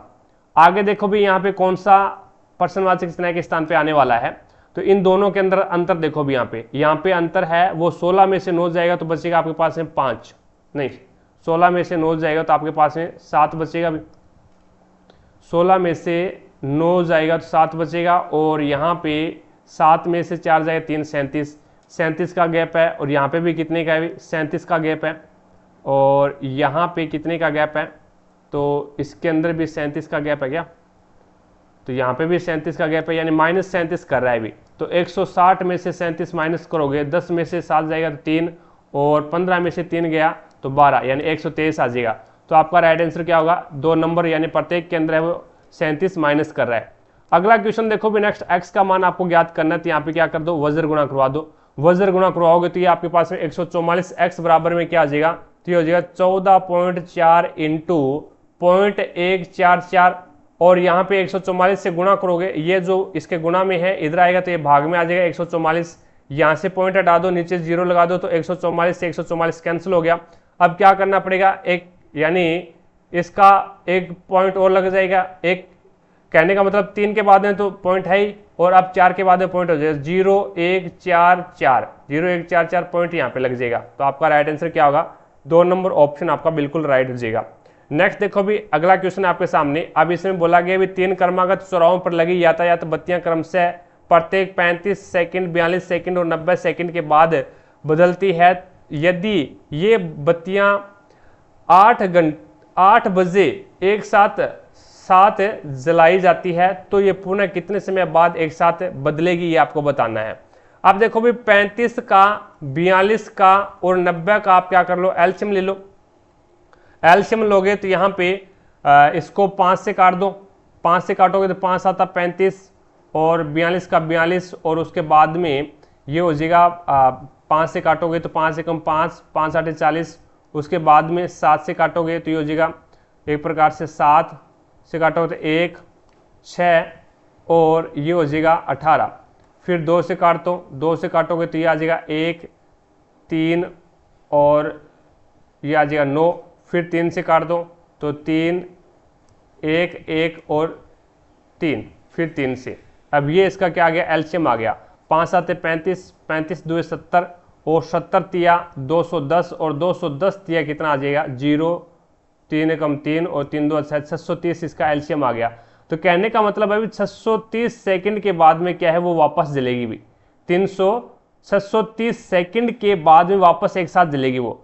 सो 630 सेकंड का मिनट बना लो, तो 630 का मिनट बनाओगे तो यहाँ पे 6 से डिवाइड कर दो, इसको 60 से डिवाइड करो भी, यानी ये तो सेकंड है तो 60 से गुणा करना पड़ेगा आपको, 60 से गुणा कर दो भी, तो 60 से गुणा करोगे तो आपके पास में 630 सेकंड है, 630 सेकंड को आप मिनट बना रहे हो, मिनट बनाओगे तो यहाँ पे 60 से डिवाइड कर दो, 0 से 0 कैंसिल हो गया, 6 कम 6, और उसके बाद में बच गया 0, उतार लिया 3, टूटे भागे 0, और उसके बाद में ये आ जाएगा 3/60, 3/6 आ जाएगा। अब 3/6 को आप सेकंड बनाओगे तो वापस 60 से गुणा करना पड़ेगा, तो ये हो जाएगा 30 सेकंड, यानी 10 मिनट और 30 सेकंड, 10 मिनट और 30 सेकंड। तो ये पुनः एक साथ कितने समय बाद साथ जलती है, तो 10 मिनट और 30 सेकंड के बाद में जलेगी। तो एक नंबर ऑप्शन आपका बिल्कुल राइट हो जाएगा। अगला क्वेश्चन देखो भी नेक्स्ट, निम्नलिखित में से कौन सा ऑपरेटिंग सिस्टम नहीं है, तो माइक्रोसॉफ्ट ऑफिस है, ये ऑपरेटिंग सिस्टम नहीं है, MS DOS है, MS विंडोज़ है, लिनक्स है और मैक ओएस है, ये क्या है ऑपरेटिंग सिस्टम है, लेकिन माइक्रोसॉफ्ट ऑफिस नहीं है। भी आगे देखो भी नेक्स्ट आपके सामने है, अब इसके अंदर है वो आपको बताना ये है भी, नीचे दी गई जो सूचना है उसके आधार पर कितने विद्यालयों ने 2 क्रमागत वर्षों में 15 से कम स्वर्ण पदक जीते हैं। 2 क्रमागत में, तो 2 क्रमागत में तो एक तो आपका ये रहा भी 15 से कम स्कूल ई है ना, इसने 2001 और 2002 के अंदर है वो यहाँ पे 15 से कम, यानी क्रमागत आ गया ना, लगातार आ गया। और उसके बाद में एक आपका स्कूल डी हो गया जिसने 2000 के अंदर तो 2002 के अंदर तो 8 जीते थे और 2003 के अंदर 14 जीते थे, जो ये भी क्या है 15 से कम है। और उसके बाद में एक आपका आ जाएगा यहाँ पे 15 से कम होने चाहिए, लगातार होने चाहिए, 15 से कम और लगातार होने चाहिए। यहाँ पे 2 ही विद्यालय होंगे, फिर ऐसे 2 ही विद्यालय हो जाएंगे, तो आपका राइट आंसर क्या होगा इसमें 3 नंबर ऑप्शन बिल्कुल राइट हो जाएगा भी। ऐसे कितने विद्यालयों की संख्या है, तो 2 विद्यालयों की संख्या है। अगला क्वेश्चन देखो भी, इसके अंदर आपको बताना है यदि कुल उत्पादन है वो 8100 टन है तो चावल की उपज आपको बतानी है। डिग्री के अंदर दे रखा है तो 360 डिग्री बराबर क्या है 8100, 360 डिग्री बराबर 8100, तो 1 डिग्री बराबर कितना हो जाएगा, तो 360। अब आपको ज्ञात कितने का करना है, राइस चावल का करना है तो 40 डिग्री का करना है, तो 40 से क्या कर दो, डिवाइड कर दो। तो 0 से 0, 4 एकम 4, 4 निम 36, 9 एकम 9, 9 निम 81, तो 900 आ जाएगा भी। तो यहाँ पे 900 टन के अंदर आ जाएगा, तो आपका राइट आंसर होगा 2 नंबर ऑप्शन। अगला क्वेश्चन देखो भी, नेक्स्ट आपके सामने है। इसमें आपको बताना है भी तालिका के अंदर दिया गया है 2001 से 2005 तक निम्न में से किसकी उत्पादन में वृद्धि दर सर्वाधिक है। किसकी उत्पादन में वृद्धि है वो सबसे ज्यादा है, सर्वाधिक वृद्धि दर्ज की गई है। तो यहाँ पे गोल्ड की देख लेना, सिल्वर की देख लेना, और उसके बाद में कॉपर की देख लेना, और फिर आयरन की देख लेना। तो 2001 से 2005 तक निम्न में से किसकी उत्पादन वृद्धि दर सर्वाधिक है, तो यहाँ पे प्रत्येक की काउंट कर लेना, और जिसकी ज्यादा है ना वही यहाँ पे आपका राइट आंसर होगा। तो तांबे की उत्पादन है वो सबसे ज्यादा है भी। अगला क्वेश्चन देखो भी, नेक्स्ट आपके सामने है। इसमें दिया गया तालिका में अनीता और सुनीता नामक 2 सहेलियों द्वारा एक सेमेस्टर परीक्षा में विभिन्न विषयों पर प्राप्त अंकों को दर्शाया गया है। उनके कुल प्राप्त अंक प्रतिशत में कितने का अंतर है आपको ये बताना है। तो यहाँ पे आप इनका प्राप्त अंक जोड़ लेना और इनका प्राप्त अंक जोड़ लेना। तो यहाँ पे अनीता ने 70, 50, 45 और 30, कहने का मतलब 5, इसने कितने अंक प्राप्त किए, 7 और 5 12, 12 और 4 16, 16 और 3 कितने हो जाएंगे, तो 19, यानी 195 अंक प्राप्त किए हैं। 195 अंक प्राप्त किए किसने, अनीता ने। कितने में से, तो ये 100 का पूर्णांक था, ये 100 का था, ये 50 का था और ये 50 का था, तो यहाँ पे 300 में से किए हैं। तो इसका प्रतिशत निकाल लो, यानी 195 अंक है वो 300 में से प्राप्त किए हैं। तो यहाँ पे प्रतिशत निकालने के लिए 100 से गुणा कर दो भी, 2 से 2 कैंसिल कर दो, 3 छिक्का 18 और 3 5 15, यानी 65% अंक प्राप्त किए किसने, अनीता ने। इसी प्रकार से सुनीता के देख लो भी, 5 और 5 10 1, और उसके बाद में 8 और 9 17, 17 4 21, 21 और 2 हो जाएंगे 23, 23 और 1 24, यानी 240 अंक प्राप्त किए हैं सुनीता ने। कितने में से, ये 100 का है, ये भी 100 का है, और ये 50 का है, और ये 20 में से 25 अंक किसी के आए देखिए आपने। इसने बोला भी पूर्णांक 20 का था और उसमें 25 अंक आ गए, यहाँ पे इसको करेक्शन कर लो, 50 कर लो, तो 240 अंक है वो सुनीता के आए 300 में से, और इंटू 100, तो 20 से 20, यहाँ पे 80 अंक प्राप्त, 80% अंक प्राप्त कर लिए। अब इनका अंतर बताना है भी, तो सुनीता ने 80% अंक प्राप्त किए और यहाँ पे अनीता ने 65% अंक प्राप्त किए, तो दोनों का अंतर कितना आ जाएगा, तो 15% का अंतर आ जाएगा, जो कि 3 नंबर ऑप्शन आपका बिल्कुल राइट हो जाएगा। अगला क्वेश्चन देखो भी, नेक्स्ट आपके सामने है 90 नंबर क्वेश्चन। अब इसमें आपको बताना है भी वस्तुएं हैं L, Z, A, M और P सोमवार से शुक्रवार तक 5 क्रमागत दिनों में BCD शोरूम में भेजा जाना है। कोई शोरूम है BCD, शोरूम का नाम है ये। वस्तुओं Z और P को क्रमागत दिनों में नहीं भेजा जाता, यानी Z और P को क्रमागत दिन यानी लगातार नहीं भेजा जाता। Z और P के बीच में गैप है भी, तो Z और P के बीच में गैप है, तो यहाँ पे आ जाएगा। उसके बाद इसने बोला भी वस्तु L और Z, यानी वस्तु L और Z को एक दिन के अंतराल के साथ भेजा जाता है। वस्तु L है और Z को एक दिन के अंतराल पे भेजा जाता है, एक दिन के अंतराल के ऊपर भेजा जाता है। तो यहाँ पे L और Z को एक दिन के अंतराल के साथ भेजा जाता है, तो यहाँ पे L ऊपर आ जाएगा भी, इनके बीच में एक दिन का अंतराल आ गया। उसके बाद में इसने आगे पूछा है भी M है, M और P को क्रमागत दिनों में नहीं भेजा जाता। M और P को भी क्रमागत दिनों में नहीं भेजा जाता, तो M को मैं यहाँ पे रख दूँ, M को यहाँ पे रख दूँ, तो P है वो यहाँ पे आ जाएगा भी। नहीं तो मैं M को यहाँ पे रखूंगा तो ये क्रमागत दिन हो गए, लगातार हो गया। L को सोमवार है, तो यहाँ पे L है वो मंडे को भेजा जाता है, L है वो मंडे को भेजा जाता है। किस दिन को, मंगलवार, किस वस्तु को मंगलवार भेजा जाएगा, तो मंगलवार को फिर आपका M ही आएगा भी, M ट्यूसडे को आएगा। तो आपका राइट आंसर क्या होगा, 3 नंबर ऑप्शन। आगे देखो भी, नेक्स्ट आपके सामने है, नीचे दिए में कौन सा है वो असंगत है, ये आपको बताना है। तो यहाँ पे देखो भी दोनों के अंदर है वो व्यंजन है, यहाँ पे भी दोनों के अंदर व्यंजन है, और यहाँ पे भी दोनों क्या है, स्वर है। तो यहाँ पे एक स्वर और एक व्यंजन है, तो ये क्या हो जाएगा, असंगत हो जाएगा। बाकी में क्या है, दोनों के अंदर व्यंजन, दोनों व्यंजन, दोनों स्वर इस प्रकार से है, लेकिन यहाँ पे एक व्यंजन और एक स्वर है, तो ये असंगत हो जाएगा।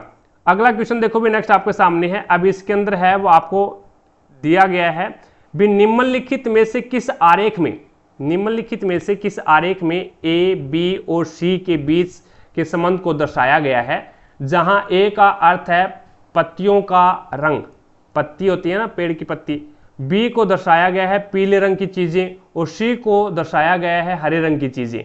सी को क्या दर्शाया गया है, हरे रंग की चीजें। तो अब इसमें आपको बताने भी कौन सा सही है। तो सी को हरे रंग की चीजें हैं, ए का अर्थ है पत्तियों का रंग। अब पत्ती का रंग है वो हरा भी तो हो सकता है और पत्ती का रंग है वो पीला भी हो सकता है, तो ए बीच में आ जाएगा भी, ए आपका बीच में आ जाएगा। तो ए का जो रंग है, ए पत्ती है और इसका पत्ती का रंग, कुछ पत्ती है वो क्या है पीले रंग की है, तो यहाँ पे बी है वो ये आ जाएगा। ये आपका बी क्या है पीले रंग का, तो कुछ पत्ती पीले रंग की है और कुछ पत्ती है वो हरे रंग की है, तो सी है वो हरे रंग का हो जाएगा, ये हरे रंग का है। और कुछ जो बच गई है वो बगे रंग की है, भी कोई और रंग की हो जाएगी, लाल रंग की है, ठीक है, गुलाबी रंग की जो भी है। तो यहाँ पे ये डायग्राम बनेगा जो कि 2 नंबर ऑप्शन आपका बिल्कुल राइट हो जाएगा। अगला क्वेश्चन देखो भी नेक्स्ट आपके सामने है।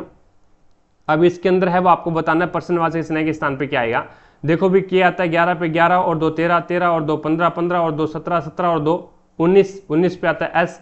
इसी प्रकार से ए 1 पे आता है 1 और 2 3, 3 और 2 5, 5 और 2 7, 7 और 2 9, तो यहाँ पे आ जाएगा आई। इसी प्रकार से बी आता है 2 पे 2 और 2 4, 4 2 6, 6 2 8, 8 और 2 10, तो 10 पे आएगा जे। और इसी प्रकार से एल 2 14, एल आता है 12 पे 12, 2 14, 14 2 16, 16 2 18, 18 और 2 20, तो आ जाएगा टी। तो आपका राइट आंसर होगा 3 नंबर ऑप्शन।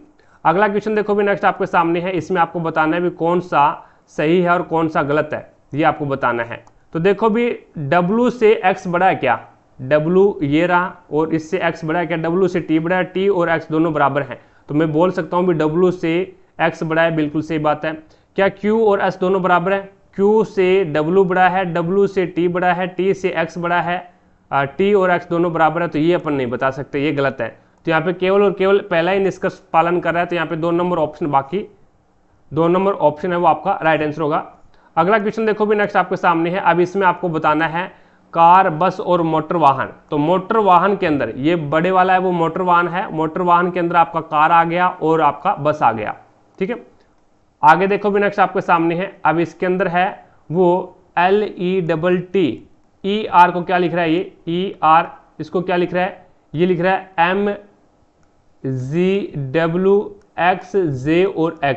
अब यहाँ पे देखो भी इसमें क्या किया, इसने +1 किया, फिर क्या किया -2 किया, और उसके बाद में +3 किया, और फिर -4 किया, फिर +5 किया, फिर -6 किया।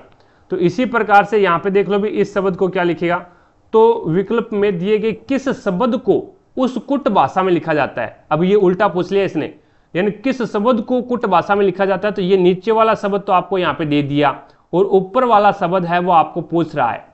तो क्या किया, पहले +1 किया तो ये आई अभी, तो यहाँ पे -1 कर दो तो ये आ जाएगा H, और यहाँ पे +2 कर दो, -2 करोगे, यानी अब इसमें -2 कर दो, -2 करोगे तो ये आ जाएगा आपके पास में, आगे वाला शब्द दे रखा है इसने, तो -2 करोगे तो ये आपके पास में आ जाएगा A। और इसी प्रकार से यहाँ पे -3 करो भी, -3 करोगे तो ये आपके पास में N आता है 14 पे, तो ये आ जाएगा K, और फिर ये आ जाएगा U, और यहाँ पे N, और ये आ जाएगा A। तो आपका राइट आंसर क्या होगा, तो 2 नंबर ऑप्शन आपका बिल्कुल राइट हो जाएगा। अगला क्वेश्चन देखो भी नेक्स्ट आपके सामने है। अब इसके अंदर है वो आपको पूछा क्या गया है, ये पूछा गया भी निम्नलिखित में से कौन सा अक्षर मुक्केबाजों को निरूपित करता है जो पुरुष नहीं है, यानी पुरुष के अंदर नहीं आना चाहिए। तो यहाँ पे तीर है वो व्यवसायी महिलाओं को, तो तीर के अंदर आना चाहिए, फिर पुरुष के अंदर नहीं आएगा तो व्यवसायी महिलाओं के अंदर आएगा। तो यहाँ पे वर्त क्या करता है, तो मुक्केबाजों को निरूपित करता है, और जो पुरुष नहीं है तो मुक्केबाजों को निरूपित करेगा और पुरुष नहीं है तो वो अन्य है। अभी एन क्या है, यहाँ पे तीर के अंदर आ रहा है, तो तीर है वो महिलाएं हैं, और ओ क्या है, मुक्केबाज को निरूपित करता है, तो आपका एन है वो आपका बिल्कुल राइट हो जाएगा। आगे देखो भी नेक्स्ट 98 नंबर क्वेश्चन आपके सामने है। अब इसके अंदर है वो आपको बोला गया भी 8 व्यक्ति हैं, ABCDEFG और H एक पंक्ति में उत्तर की ओर मुख करके बैठे हैं, लेकिन इनका इसी क्रम में होना अनिवार्य नहीं है। D और F के बीच में 3 व्यक्ति हैं, तो D और F के बीच में 3 व्यक्ति, तो D यहाँ पे आ जाएगा 1 2 और 3, F यहाँ पे आ जाएगा आपका। उसके बाद में इसने बोला है भी G है ना, वो D के बाईं ओर ठीक बगल में बैठा है, जी डी के बाईं ओर, तो डी का बायां कौन सा होगा, तो यहाँ पे ठीक बगल में जी आ गया। उसके बाद में इसने बोला भी ई और बी के बीच में केवल एक व्यक्ति बैठा है। अब ई और बी के बीच में एक व्यक्ति बैठा है, तो ई को मैं यहाँ पे बिठा दूं और बी को मैं यहाँ पे बिठा दूं। लेकिन इसने आगे बोला भी ई किसी भी सिरे के ऊपर नहीं है, और आगे इसने ये बोला है भी ई बी के दाईं ओर है, तो बी का दायां कौन सा होगा, तो बी का दायां तो ये होगा। तो इसका मतलब यहाँ पे क्या है, आपका बी नहीं आएगा, फिर यहाँ पे आपका बी नहीं आएगा। और यहाँ पे देखो भी यहाँ पे आपका बी आ जाएगा, और बी के दायां कौन सा होगा, ये होगा, तो यहाँ पे आ जाएगा आपका ई। अब ई क्या है, ई किसी सिरे के ऊपर नहीं बैठा, तो इसका मतलब एक व्यक्ति यहाँ पे और आएगा भी। अब इसने बोला है भी एच और ए के बीच में 3 से अधिक व्यक्ति है, एच और ए के बीच में 3 से अधिक व्यक्ति है, तो मैं एच को यहाँ पे रख दूं, 1 2 और 3, और 3 से अधिक व्यक्ति है तो ए को मैं यहाँ पे रख दूं भी, ए को मैं यहाँ पे रख दूं, और एक व्यक्ति बचा है आपका सी आ जाएगा यहाँ पे। अब इसने बोला है एच ए है ना, वो एच के बाईं ओर है, तो एच के बाईं ओर ए है, तो एच के बाईं ओर ये हो जाएगा, तो ए यहाँ पे आ जाएगा। और इसने आगे ये पूछा है भी डी और एफ में से कोई भी सिरे पे नहीं बैठा, डी और एफ देख लो कोई भी सिरे पे नहीं है। ई और बी, जी और डी का निकटतम पड़ोसी नहीं है, ई और बी है वो जी और डी का निकटतम पड़ोसी नहीं है, तो इसका मतलब निकटतम पड़ोसी नहीं है भी। अब यहाँ पे एच और सी के बीच में इसने पूछा है, तो सी ये रहा और एच ये रहा, और इनके बीच में कितने व्यक्ति है भी, तो 3 व्यक्ति है, तो आपका 4 नंबर ऑप्शन बिल्कुल राइट हो जाएगा भी। आगे देखो भी नेक्स्ट आपके सामने है अगला क्वेश्चन। अब यहाँ पे पर्सनवाचक चिन्ह के स्थान पे आपको बताना है भी क्या आएगा। अब ये 24 से 70 हो रहा है, फिर 208 हो रहा है। अब 24 को कितने से मल्टीप्लाई कर रहा है, ये 24 को कितने से मल्टीप्लाई कर रहा है कि 70 कर रहा है, तो 70 में से 24 माइनस करके देखो आप पहले, 24 माइनस करोगे तो ये हो जाएगा आपके पास में 10 में से 4 गया 6, और 6 में से 2 गया 4 46, यानी यहाँ पे 46 का गैप है अभी, यहाँ पे 46 का गैप है। और उसके बाद में 208 में से आप 70 माइनस करोगे तो ये आ जाएगा 8, और 20 में से 17 गया तो 138, यानी यहाँ पे 138 का गैप है, यहाँ पे 138 का गैप है। तो ये तो एक प्रकार से देखें तो 24 2 48 और 24 या 72, 24 या 72 और माइनस अगर अपन इस प्रकार से करें तो भी, यानी 24 को क्या कर दे 3 से गुणा कर दे और -2 कर दे। इसी प्रकार से 7 या 21 210, 3 से गुणा कर दे और माइनस कर दे 2। इसी प्रकार से 208 को 3 से गुणा कर दें, तो 208 को 3 से गुणा करो और -2 कर दो, तो ये हो जाएगा 24 8 या 24 और 6 624 और -2 करोगे 622 आएगा, जो कि आपका राइट आंसर क्या होगा 2 नंबर हो जाएगा। अगला क्वेश्चन देखो भी नेक्स्ट 100 नंबर क्वेश्चन आपके सामने है। अब इसने बोला भी A B C D E F और जी 2 किशोर लड़कियां हैं, 2 शिशु हैं और 3 वृद्ध व्यक्तियों के नाम हैं। तो इसमें बताना है बी यहाँ पे देखो भी बी एफ और ई, बी एफ और ई वृद्ध व्यक्ति नहीं है, यानी ये तीनों की तीनों वृद्ध व्यक्ति नहीं है भी, तो वृद्ध के नाम पे तो ये क्या है क्रॉस लग गया। ए एफ और सी किशोर लड़कियां नहीं है, ये क्या है किशोर लड़कियां नहीं है। अब इनमें से कॉमन क्या आ रहा है, एफ आ रहा है, एफ कॉमन आ रहा है, तो इसका मतलब एफ न तो क्या है वृद्ध है और न ही किशोर गर्ल्स है।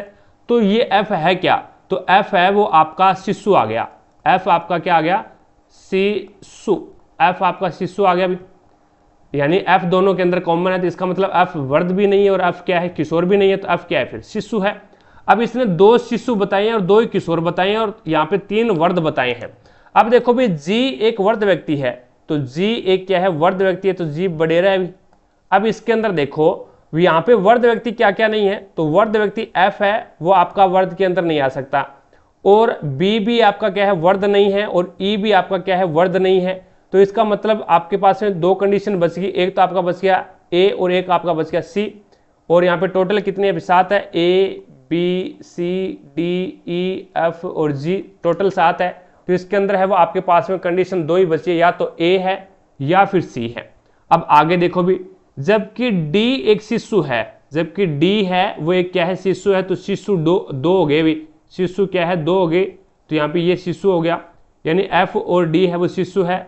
निम्नलिखित में से कौन सी 2 किशोर लड़कियां हैं, निम्नलिखित में से कौन सी 2 किशोर लड़कियां हैं, तो यहाँ पे किशोर लड़कियां कौन कौन नहीं हो सकती, तो किशोर लड़कियां वो आपकी ये नहीं हो सकती।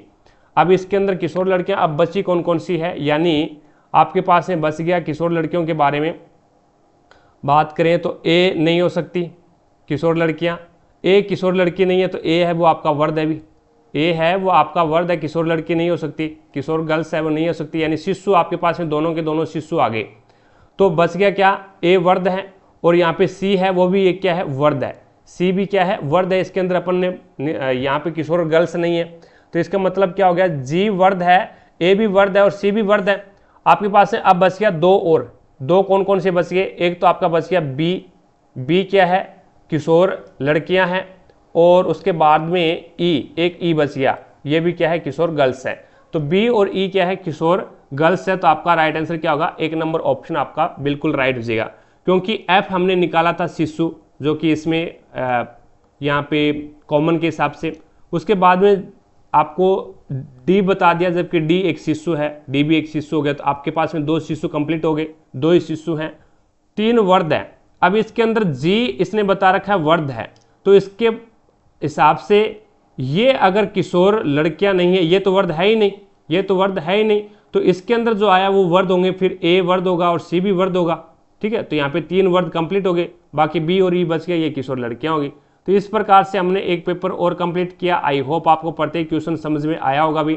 अगर फिर भी कोई भी क्वेश्चंस में आपको डाउट लगती है तो मुझे कमेंट सेक्शन में कमेंट करके जरूर बताएं, आपकी डाउट को क्लियर किया जाएगा। क्लास कैसी लगी है कमेंट सेक्शन में कमेंट करके जरूर बताएं भी। नेक्स्ट जो हमारी क्लास रहेगी वो रहेगी 10 जनवरी 2021 को 10:30 बजे जो पेपर हुआ था उस पेपर का अपन नेक्स्ट क्लास में सॉल्यूशन करने वाले हैं।